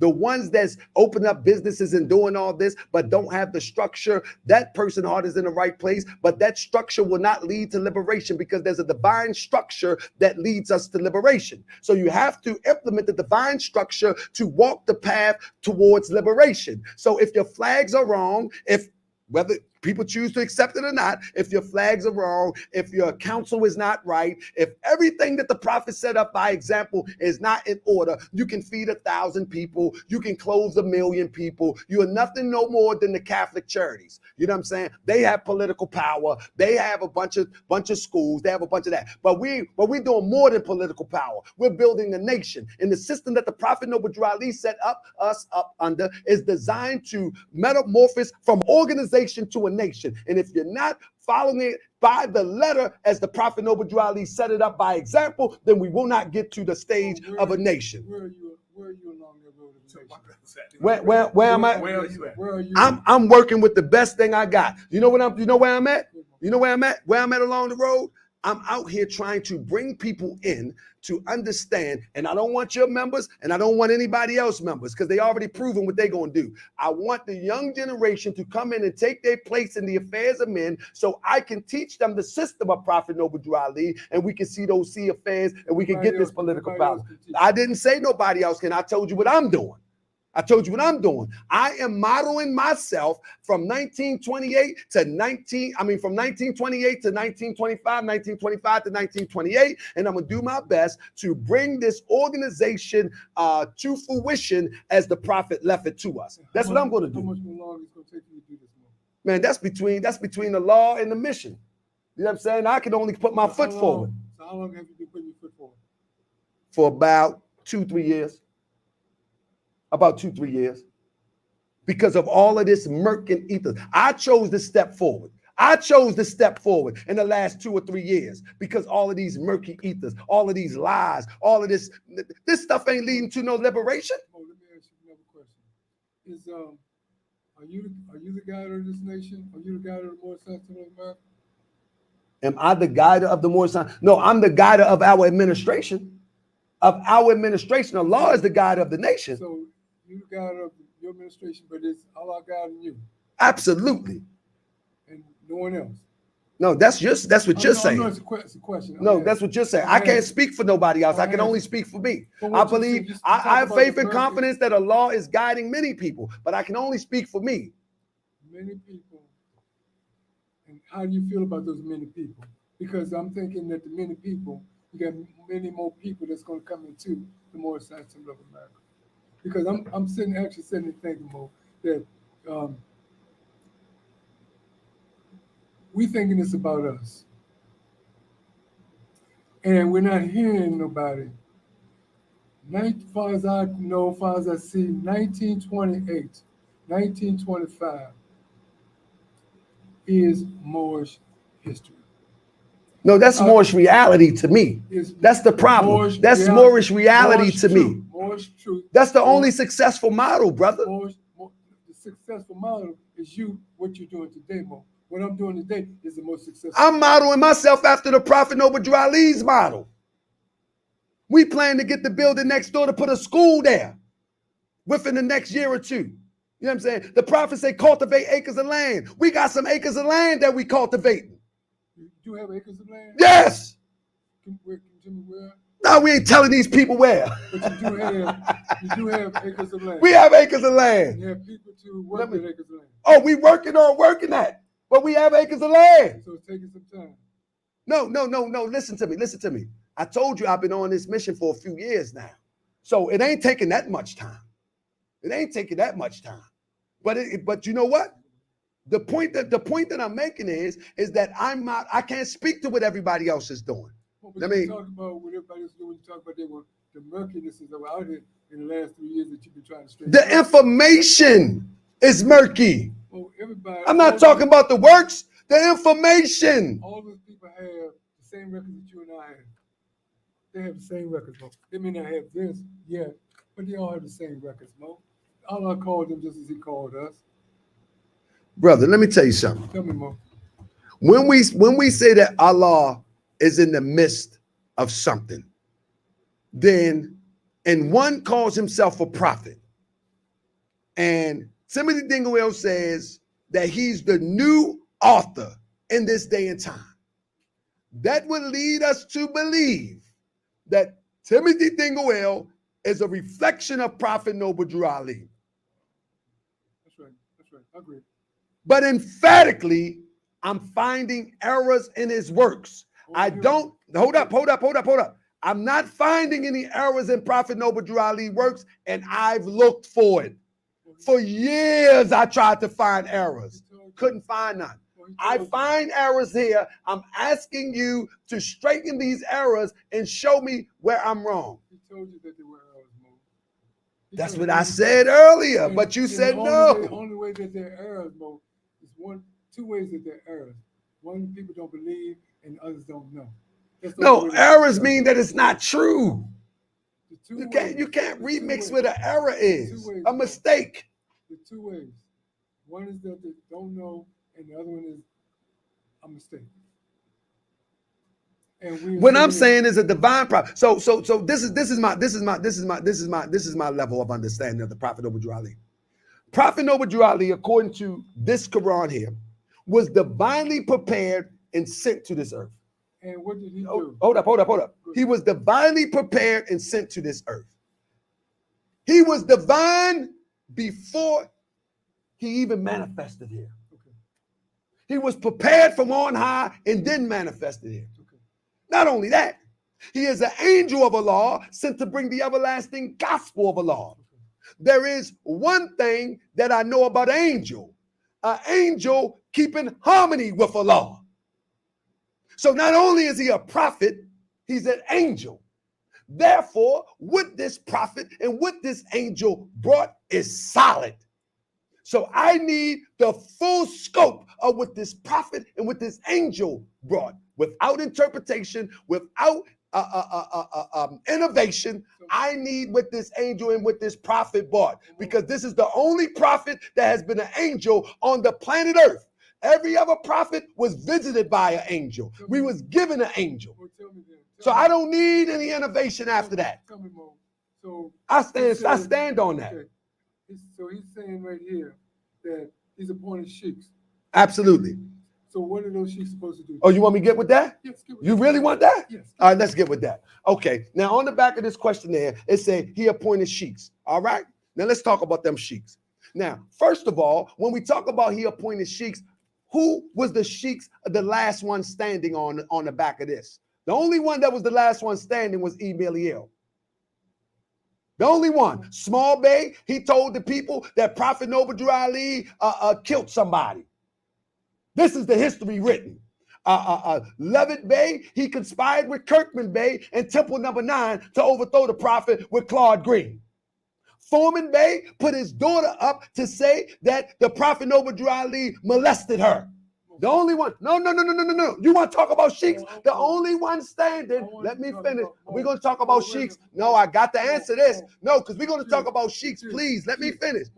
Brother, you got to let me finish. I got to interject. I asked you, you said that you're going to talk about. I'm about to tell you. Talk about what people. No, I'm about to tell you. Let me get to it. I got to set it up so you can understand. Talk about, it says on there, sheiks. I'm about to give it to you. If you let, that have done, no, you're not letting me finish. You have to let me finish. I'm going to talk about that. So the last sheik standing was Eliel. Kirkman Bey tried to overthrow the prophet. So anybody who falls under the sheikdom under Kirkman Bey is really not a sheik under Prophet Noble Ali. Anybody who falls under the sheikdom of Kirkman Bey is really not a sheik. And I say it publicly and I say it loud. It's not a sheik under Prophet Noble Ali, because they went outside of the structure when the structure was alive and well. Today, it's all sorts of structures. But at that time, that structure was being held together by Eliel. Now, with that being said, let's go off to 957th Street.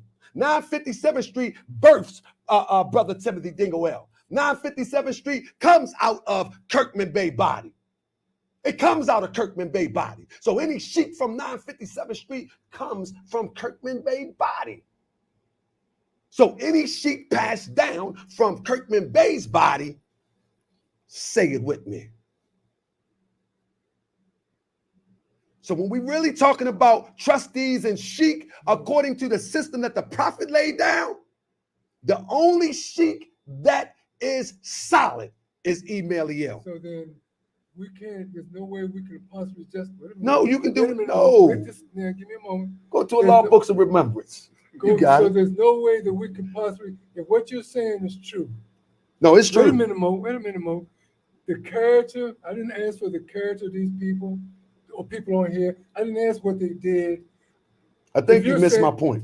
You missed my point. I should talk about sheiks, because the Prophet Noble Ali appointed sheiks. I just told you about those sheiks. The Prophet Noble Ali appointed. There's one legitimate sheik on the back of there. The Prophet Noble Ali appointed sheiks to carry on his purpose. So if what you're saying, then none of us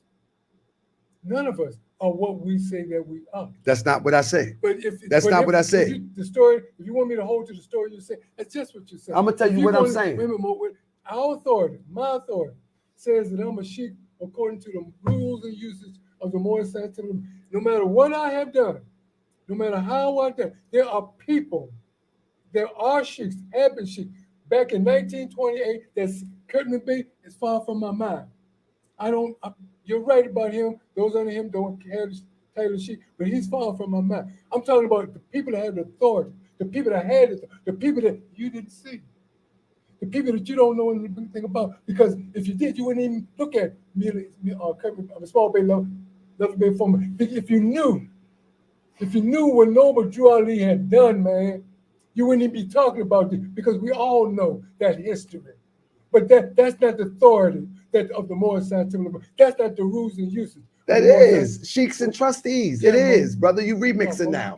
Sheiks and trustees. So you would have to show me a sheik that didn't go rogue. Show me. No, show me. No. Show me. No. Listen to me. I'm asking you to show me a sheik where they have passed down the trustee or sheik degree that didn't go rogue against the prophet. I'm asking you to name me one. Look behind. You can see him. See, we speak it in ambiguous. Brother, that's ambiguous at best. This is why we are in the condition that we in, because we don't speak definitively. I'm speaking definitively. You asked me to show you, and all I did was ask you to turn. No, I'm saying, okay, listen. If Timothy Dingle is a sheik, right? And with all due respect, this may get somebody mad. If he's a sheik, who made him a sheik? Some would say Sidney Rossonell made him a sheik. Well, I would say Dr. R. Jimmy Bay. I would say his brother. Okay. Because he was there also. Both of them were there. Okay. I can hear all that. No, they don't hear, but it's the truth. Okay, I can hear all that. But you say you can say. Yeah, but I'm asking you, who made Timothy Dingle came in the movement in 1940. I'm asking you, who made Timothy Dingle a sheik or divine minister? John Gibbons Hill. Authorized. He came in on. He was outside of the movement also. No. Yeah, he was outside of the organization that Emilio was. Emilio was the head. Nobody can deny that. He was outside of 29. He was outside of the organization that created by Prophet Woodrow Ali. So the second convention minutes, the second 1929, they said that they all were confused. They all had gotten off the foundation. Wait a minute, Mo, that the Prophet Woodrow Ali had laid. There were many sheiks that were in 29. I've met many of them. There were many sheiks that come from under the Prophet Woodrow Ali, teaching the Lord of the Prophet Woodrow Ali. And if you want to know, think of someone right behind you, man. But what I'm saying is, you're not giving names, you're not giving times, you're not giving places, you're not saying anything definitive. You're just grabbing stuff. You asked me to show you, and if you would have turned around, I would have given you names. No, I'm asking you. You can tell me. I know majority of the names on there that has been identified. You said show me, and all I did was ask you to turn around. Okay, no, listen. I know majority of the names on there that have been identified. I actually have the same picture with names connected to most of the people that I have identified. But the point that I'm making, all right. I gotta take a 2-minute break. We're gonna take a 2-minute break, Mo. So distraction. I gotta take a 2-minute break. Thank you, Mo. The sheik right here, this sheik behind me right here is my big brother, and he's gonna run down on me tomorrow, and I'm gonna sit in his temple tomorrow. But I want to say this. I'm gonna get me something to drink. I want to say this to everybody, family. I know I'm getting loud. I know we get worked up. But this is my brother. I love this brother. And I stand by.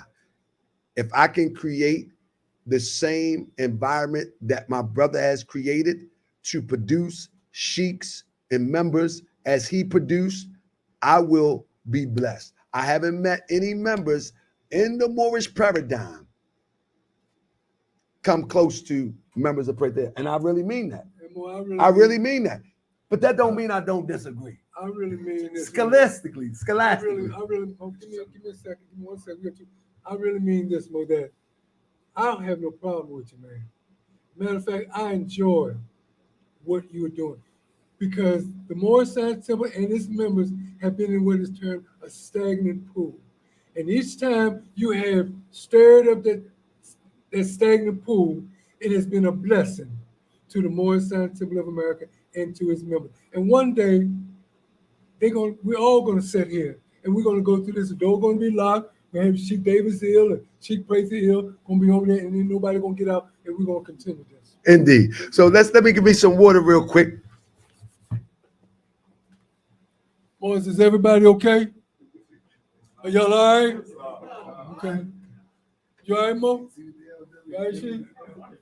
Mo, see if there's anybody on there. Make sure ask everybody that you're all right. Mo, I'll take me a break after I finish this. After I finish this, we take all the breaks in the world. She on the. Okay, I'm gonna take. Okay. Mo, just Take a break. see if everybody want to get all right, Mo. Make sure everybody's all right. I'm gonna take this 2-minute break.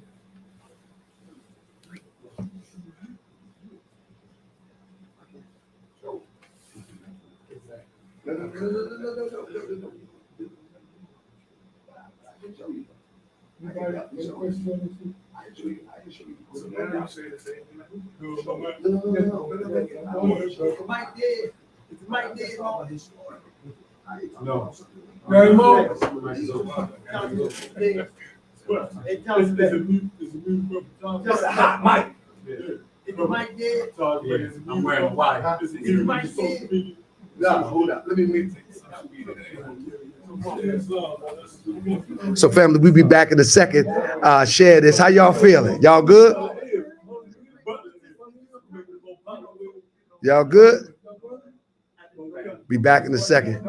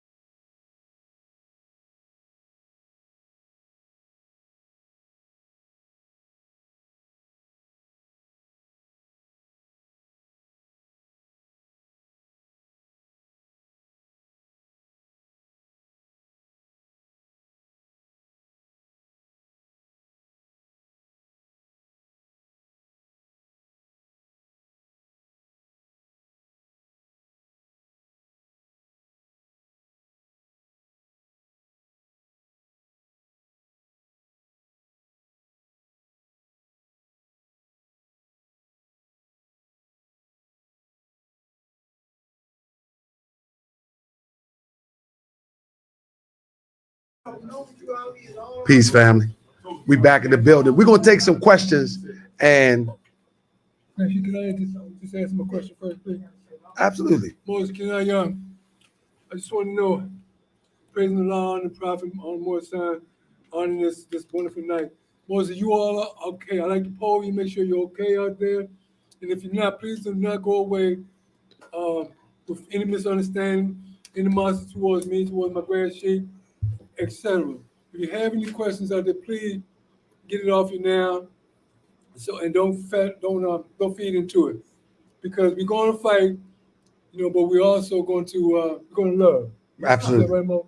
Absolutely. And I present this before all of you are right here. I believe in this. Make no mistake about this. I believe in this in all heart. Islam. Thank you, Mo. So the first question, more from the brother Stephen Foster Hill. He had 2 questions. He said, so what is the direction for the Moors today? I want to speak for Baltimore. I don't think there have been a greater and due all respect due to all the Moors in Baltimore, but I don't think there has been a greater impression put in Baltimore by Moors outside of Sheik Prather group administration, the Moors under his leadership. And this is a fact. This is a fact. I think we can all agree to that. The most,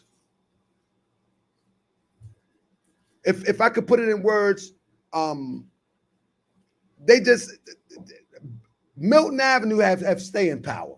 You know what I mean? They just represent. It is what it is. So what I intend to do is model my activism, and when the brother go to DC, it's tradition, it's ceremony, it gives hope to people that Moors are moving. I intend to model my temple here in Baltimore after some of the works that I've witnessed, because again, there is not many temples in Baltimore that have an unbroken track record as long as Milton Avenue. So I intend to exemplify some of the works that I've seen Grand Sheik Prather and the members and the sheiks and the administration under him demonstrated in Baltimore. All right, so Sheik Prather, question from brother Wadley Bey. What do we do after this to bring the movement back together? What do we do after this is to start to bring the movement back together? Well, first of all, I hope you included yourself in that we. And that we is, I think, next time you have a public event or an event, next time you're having something down. I think we're going. Okay. We got a convention coming up, so we don't have too much before When is that? convention. October. October. Well, number one, Mo, to answer your question, the Grand Sheik Taharka Bey convention, annual convention, Yeah. it will be in October. You can join. You have other Moors out there that are currently giving events. And if you would but just participate, if you would but just bring out your family, friends, loved ones, mothers and fathers, uncles and aunts to those events, that is a start. And when you see a Moor, appeal to him. When you see a Moor, see a brother, regardless of where he's from. Don't discriminate. Let me say this first. I'm not asking anyone, in all that I do, I'm not asking anyone to betray. I don't like betrayers. I don't like to be around traitors and people that betray. I appreciate when the Grand Sheik says that he loves me, and he has shown it over the years. And we've worked together many times. This is not what I'm asking you. But what I'm asking you is be faithful like the Grand Sheik is to the Prophet Noble Drew Ali. Come to these Moorish events. Support these Moorish events that you see. Support the membership in your temple that you go to, that gave you life, gave you the knowledge of Moorish science and the prophet. Start there. Start giving our finance to help us do what we have to do. That will be a start mode. Support Moorish Science Temple, no matter who it is, what they're about. Support. Our job, my job, is to uplift our people. Our Grand Sheik job is to uplift our people. Your job is to uplift our people. And no better way can we do it than we do it first. So that's my effort to unite Moorish Science Temple. I think when we got something that we can agree upon, like I know after our convention, I'm gonna be moving on some political endeavors. And I'm not talking about, about to do more. I be hard on people, you know what I mean? Because we got a lot of about to do more. We always about to do something, I ain't no about to do more. But when the same token, when we are doing something, we need more to show up. Don't think that, listen, anybody in here, we have a bunch of successful brothers and sisters in here. Like, we can go and be successful outside of the temple from with the lessons that the prophet gave us. But the lessons from the prophet has saved our life. And so now we take it and save ourselves. And by saving ourselves, we help others to save themselves by example. If they're showing up, is it for you or the work that you're doing to uplift our people? It's for the people. You showing it for you? No, it's for the people. You showing it for you, man? No, it ain't. No. I'm all right without that. Huh? I've always been popular. You gonna come in here? You're gonna show up for you. They don't need to show up for me. You sure? You know what they need to show up for? Go ahead, they need to show up for these children that's walking out here. When I see this sister walking down the street and she got that baby carrying a jug of milk, and she got the other baby struggling with a bag, and she got a baby in her arm, and that brother that's supposed to be carrying that stuff is nowhere to be found. You know what I'm saying? They need to show up because in this community right here in Park Heights alone is one of the most deadliest communities in Baltimore City, and that we need real men to come and stand up to talk to the other men that's out there that's doing some of these things and show them that they can do better. That's what we need people to stand up for. We need some real men to stand up. We need some real sisters to stand up so we can bring this family back into a community, and from a community to an organization, and metamorphose into this nation. That's why they need to show up. You know what I mean? Not for me. Family Moors, come on out to these events. When you see it advertised, you advertise stuff all the time. Sheik Thompson Bey advertise stuff all the time. Come on out and support. Bring your few dollars. I've gone to places with less than $5 in my pocket, but when I left, $4 of them dollars was wherever I left, and so the more is that more. And so I'm asking you to do the same thing. Are there any more questions, Mo? And Mo, and when this Grand Sheik, when he finished up here, Mo, because this place is beautiful. If you haven't been here, this is beautiful. And he's saying it's half done. Yeah, it's not even complete yet, man. For real, man. From Temple 19 said, thanks from Atlanta. He said he loved you more, and someone to say, so what? How do you feel? What do we do? His other question was about what do we do, and how do you feel about all these different grand bodies? I'm gonna tell you how I feel about it. Truly, I'm gonna tell you how I feel about it. Our prophet teaches us that Allah alone guides the destiny of this movement. If you are right and exact, Allah will raise you up to guide the people. So if it's Clarence Prather, Sheik Clarence Prather, if it's Brother Taharka Bey, if it's Braswell Bey, whoever it may be, it's going to go the way the prophet designed it to go, whether we like it or not. So, and it's okay to disagree. It's not okay to be disrespectful. It's okay to disagree. It's not okay to be threatening.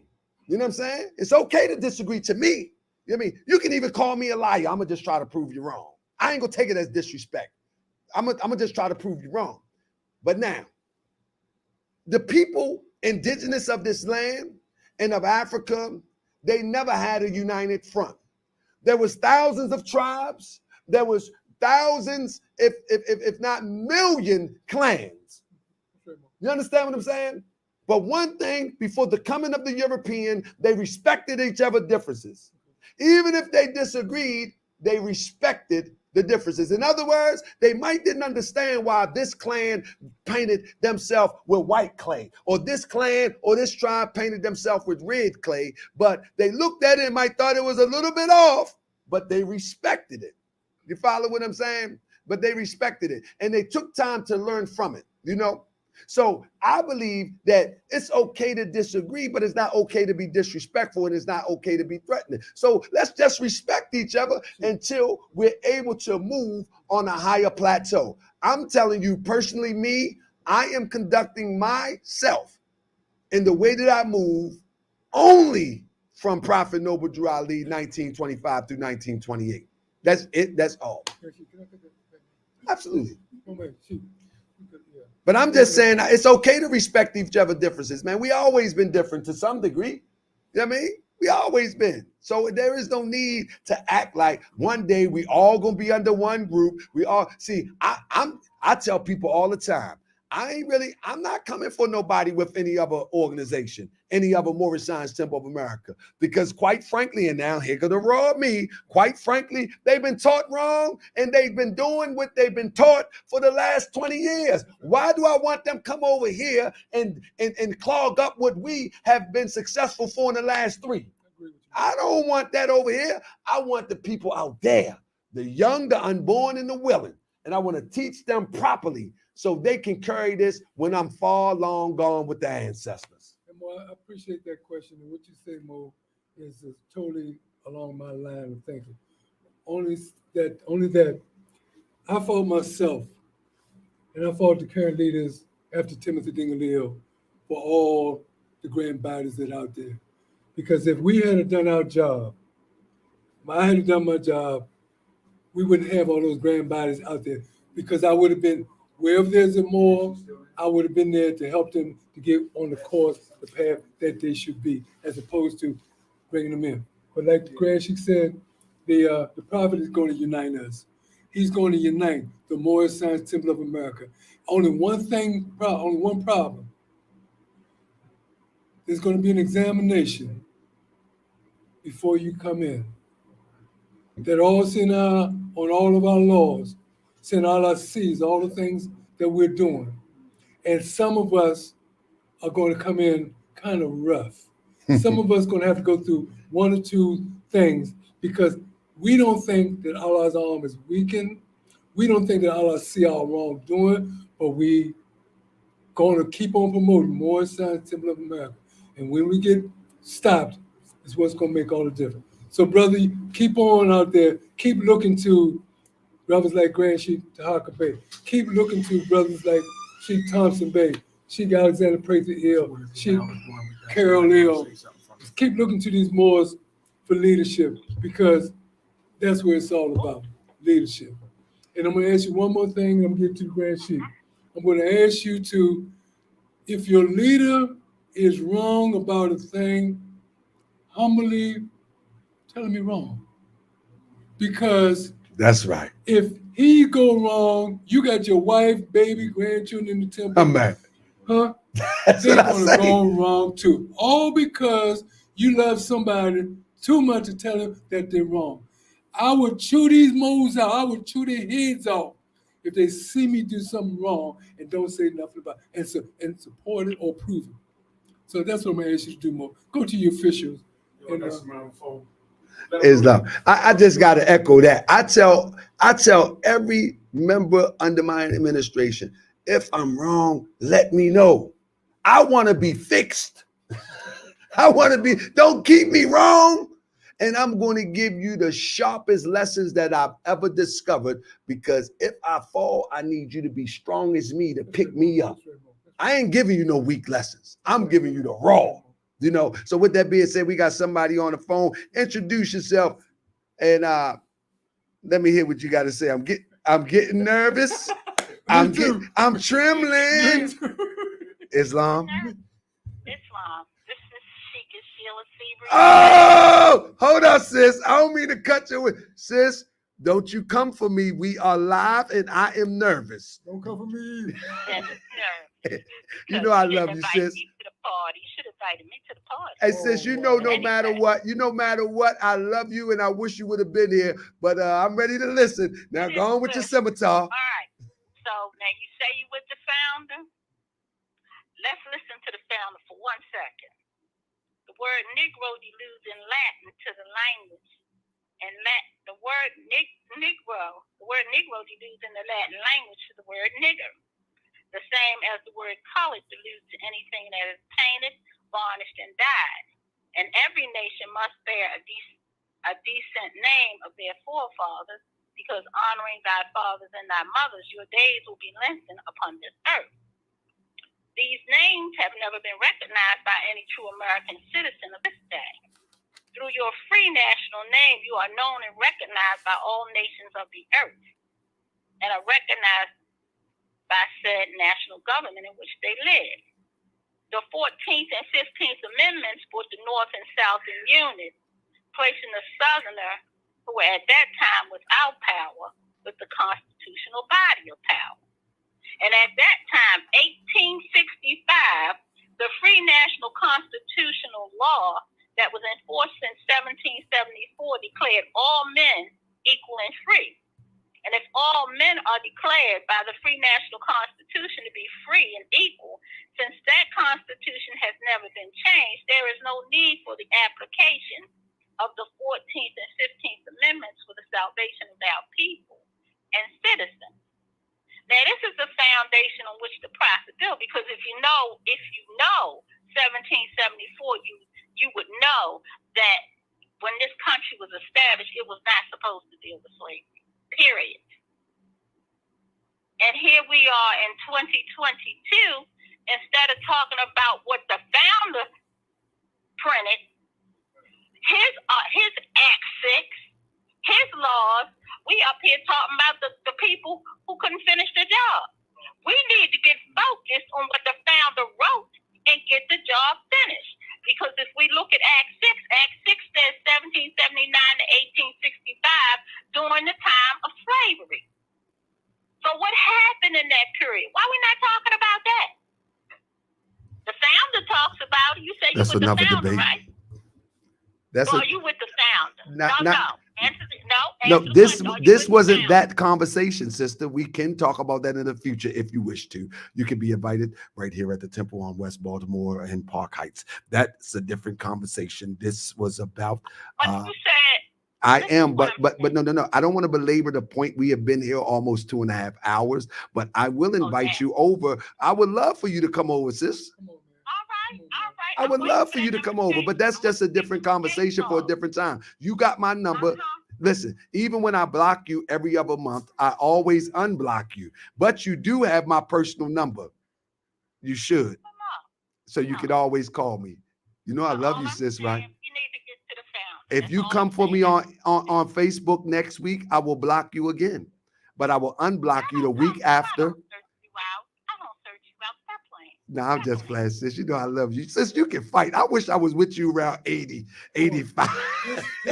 I love you, sis, okay? Here go the Grand Sheik. Want to speak to the Grand Sheik? Well, Sheila Baymore is a woman that will carry.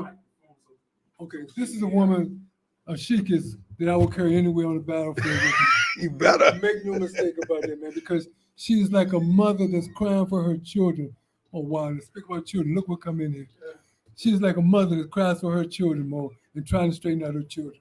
So praise Allah for that. Love you, Sheikas. Love you, sis. Okay. So with that being said, I'm waiting for that invitation that's been going on for about 3 years now. Hey, sis, what's gonna happen is the Sheik Thompson Bey is gonna set it up, and he ain't gonna let it pass because he gonna hit my phone and be like, Mo, remember what you told the Sheikas. And there it is. Islam? All right. So with that being said, was there any more questions? Yeah, let me look on here. So we're going to take a few more questions before we get out of here. I'm glad this happened. You know, the one question you don't want me to ask you, it was on there. Okay, come on. They said, it was a long question a long time ago. All right. They said, you're saying that you on a true foundation. And you've been telling the Sheik to prove everything he said. Who said I was on the true foundation? Did I say that? Yeah, I say I follow Prophet Noble Drew Ali from what I have from the model he has given us. They saying that you're asking everyone else. Right. Where's your proof? If you go to the county of Cook, if you go to the county of Cook, and you can find us registered in the county of Cook as the Moorish Science Temple of America. We have a number, we have all of that. And I know I'm saying the same thing the brother said, go search it out. I just don't have it at hand to show you right now. But I don't have no problem with showing it to you. We are registered as the Moorish Science Temple of America in the way that the Prophet Noble Drew Ali registered movement, and we are moving as the Moorish Science Temple of America.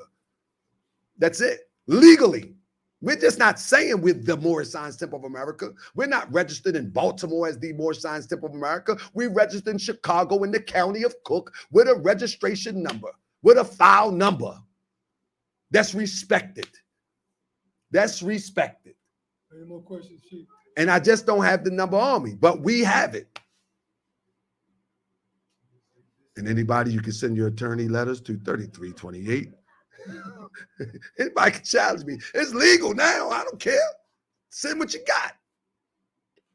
No more questions. Just Brother Ressurrection said, this is true. When it came time for them to come together as they did, this is what we have to do as a nation. He's just saying this is what needs. We got to work it out. And I'm happy. And I'm happy that I can do with this. I can do this with Sheik Prather, because I got many calls this week. You know what I'm saying? With some Moors really bent out of shape. And they brought me to Tito State. For real. I brought me to Tito State. And so I'm glad that we are the trailblazers of how to disagree on a topic, but walk away in peace. And real peace, not just some phony European peace. Okay, peace. No, some real peace, some real brotherhood, some real love. Maybe somebody looking will understand how to disagree and learn how to walk away with a healthy concept of how to disagree. Okay, Sheik Tammy Lomax Bey said, is that a reincorporation? That's a reincorporation? Are y'all a reincorporation? That's a question. A reincorporation. What is a corporation? There's no such thing as a reincorporation. Sheik he's asking if you can hear me to be more specific with your question. What's the such a thing? That's nothing in law. There's nothing in law called a reincorporation. There is no such thing as a reincorporation. There is no such thing. And when you file a corporation, it's either a corporation or it's not. There's no such thing as a reincorporation unless the corporation ran out or something like that. But the Prophet Noble Drew Ali has a perpetual organization. There is no such thing as a reincorporation with a perpetual organization.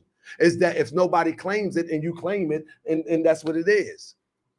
If you know business, it's really, I'm not being facetious. It's really that simple. It's a perpetual organization. And if you read Hertford's statute, you will understand that in Hertford's statute, it tells you that it's a perpetual organization. Because it's perpetual, you don't do a recorporation. You attach to that which already exists.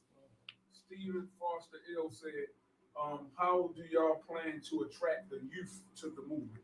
I'll be no more. You can remember Taharka Bey front.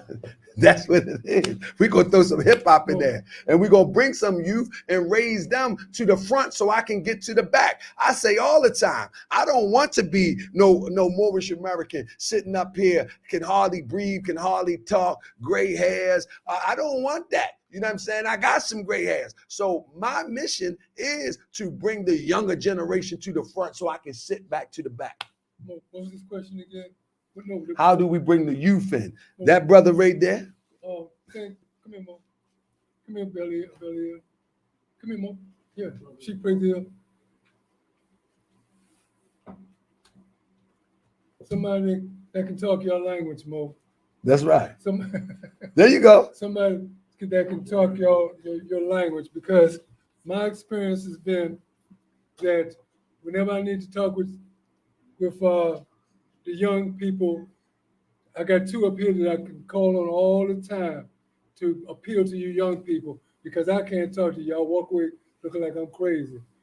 But how we're gonna bring you in is we're gonna help you find your God. Once you find your God, your idea, we're gonna We're gonna bring you in. We're gonna nourish that. That's how we plan to do it. And these brothers here are gonna help you because we're gonna do that. And I'm just like the Grand Sheik. I'm getting in the background as we speak. I'm going.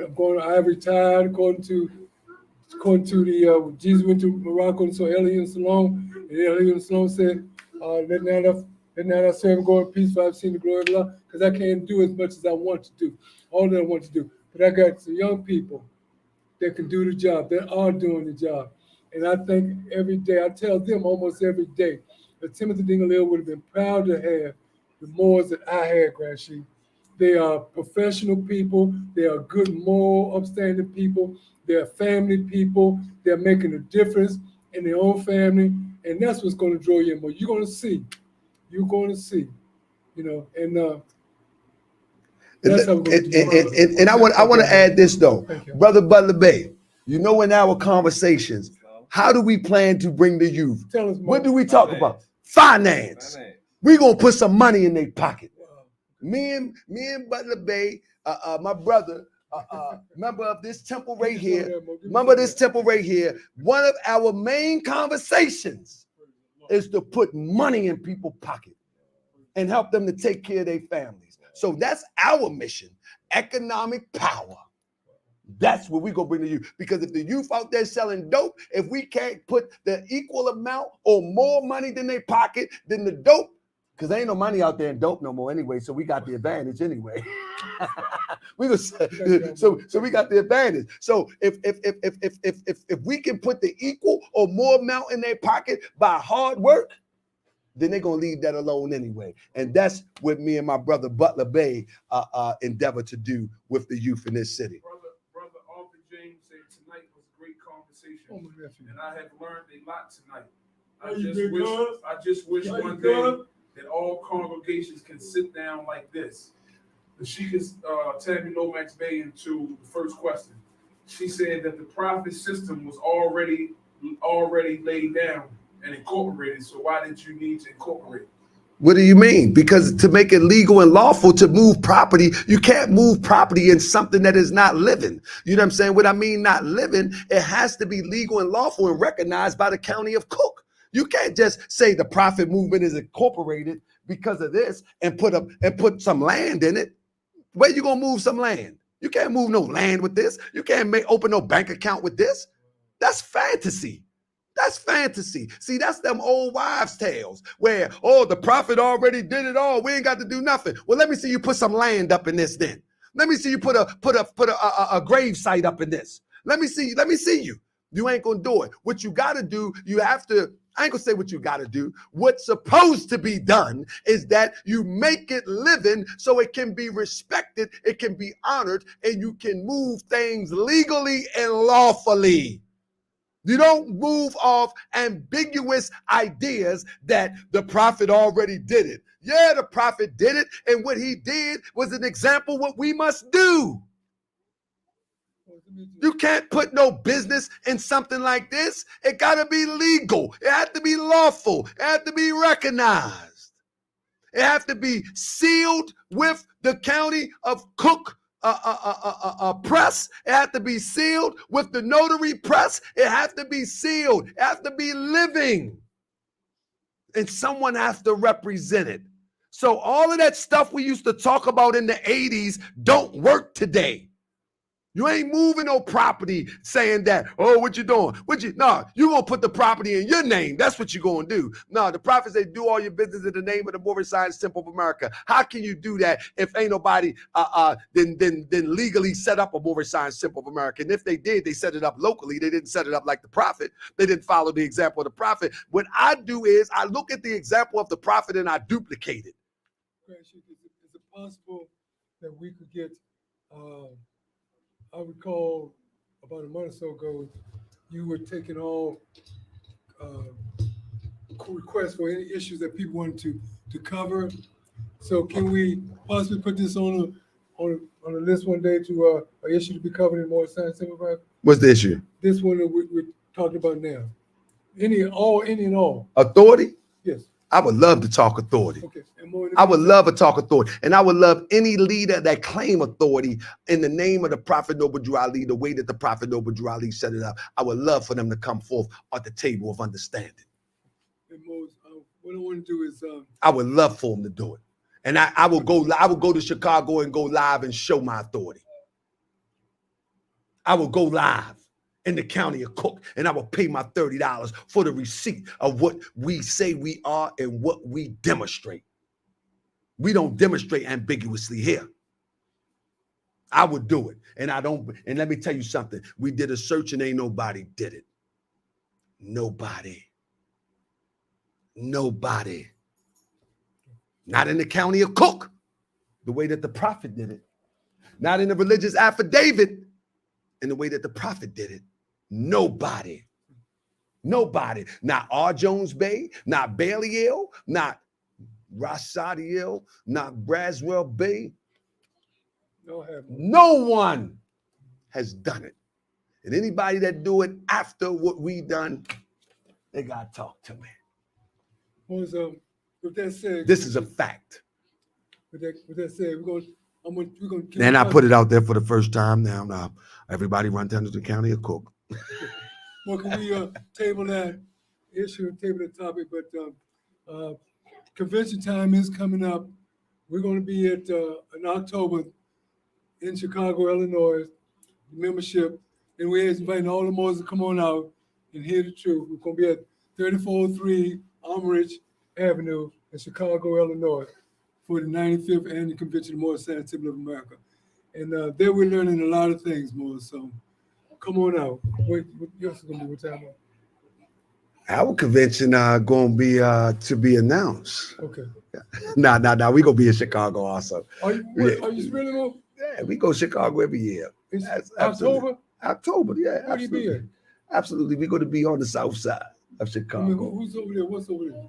Huh? Who's over there? A temple over there? I'm over there. What part they don't understand? Okay, no, I'm there.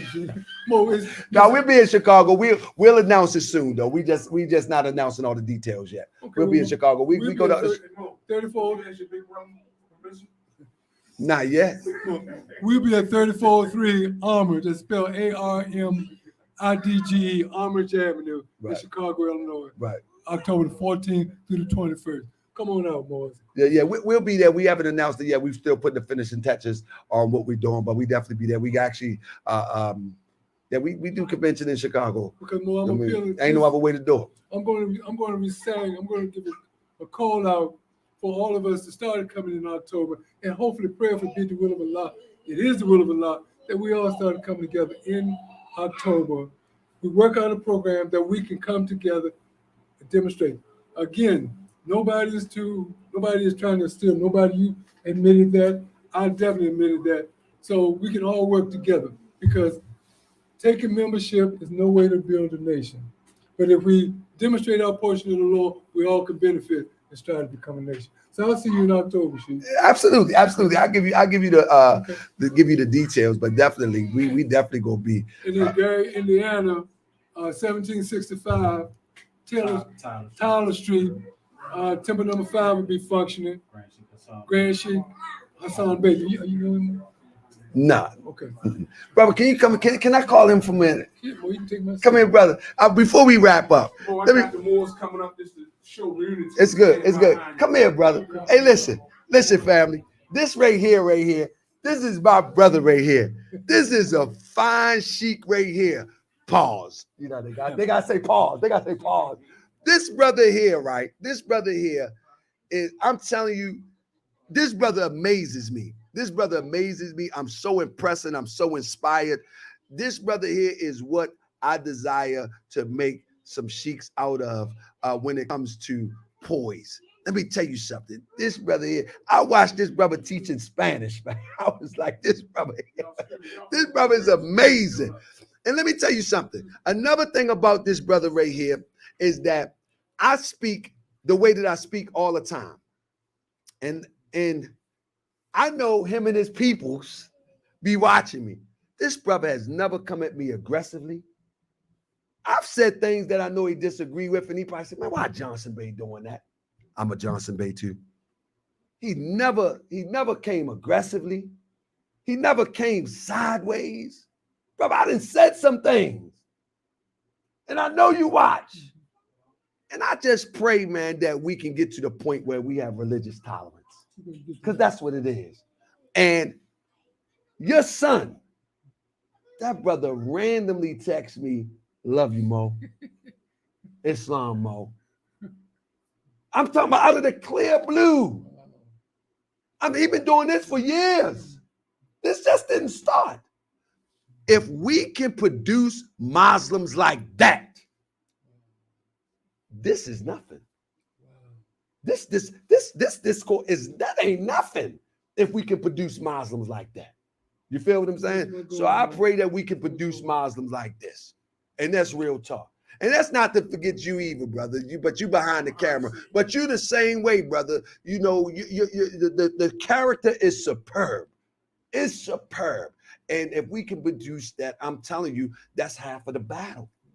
That's half of the battle. So I want to thank each and every one of y'all. Well, that's how I look at it. I mean, I thank Allah every day for sparing my life to pass on my portion to these young Moors, man.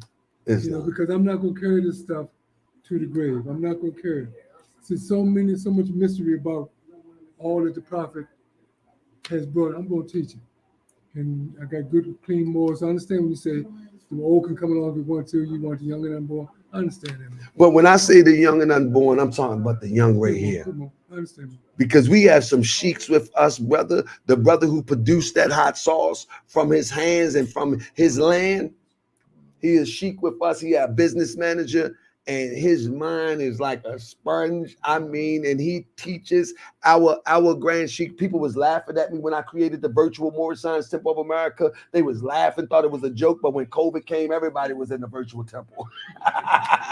But our grand sheik that run our virtual component is amazing, brother. These sheiks that have learned the teachings of the Prophet since we've been together are amazing. And I'm telling you, you have inspired me by what you have been able to produce by the will of the Prophet Noble Drew Ali, and what they have produced by being humble and being obedient to that inner voice to saying that this is the right way. So sometimes we can get caught up in talking about the structure. We can get caught up and start talking about things that we think is tangible, but it's the things that we don't see that really make the bigger difference. Well, I want to thank you all for viewing. I appreciate you very much for your questions and your answers. Can the little Mo come on up here? Aline, come on up here. Islam! Come on up here. Aline, come here. Dave's here. Come on up here, Mo, please. We would like to have some humanity up here. Islam, baby. Just a little bit of humanity. Islam, baby. Aline, say Islam. Islam. Y'all slide around so we can get the Mo in there. Islam. Just some humanity up here. You say Islam? Yes. And I want y'all to know this on Moorish World TV. When y'all see me on Moorish World TV, this is what you don't see. You see me in front of a camera. You see me in front of a camera. You see me hooping and hollering. You see me expressing myself in the way that I express myself. But this is what you don't see. You know what I mean? We are a Moorish family. We live this life daily.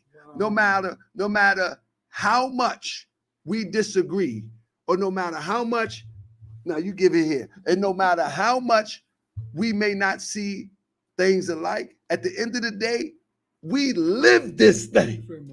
We live this 25/8.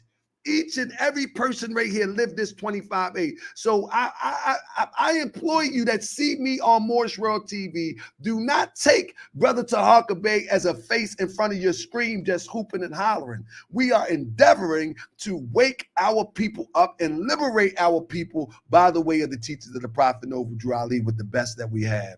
And I yield the floor to my brother. I'm just thankful to humanity. Love you, Dad. I love you too. Because we couldn't have no greater set in our future, future, past. We can't have no greater meeting, Mo. No greater meeting. Thank you, Sheik. Islam. Islam, you got anything you want to say? Yes, you do. Islam. But Islam family, I see y'all tomorrow night, and we're going to turn up. And it's subscribe. And we gonna turn up tomorrow night on Malik Lulu Shabazz. Yeah, child, do. What do you say? I don't know. Say more Sheik Prayer.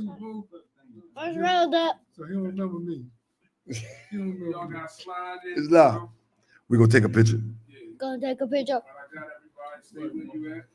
One. That's beautiful. 1, 2, 3. One more. I'm gonna switch out with you, Al, real quick. 1, 2, 3. And I want to share with y'all. This was actually a private meeting. We didn't make this public to anybody. If we would have made it public, it could have been a little bit too much energy in the room. So we made it private on purpose.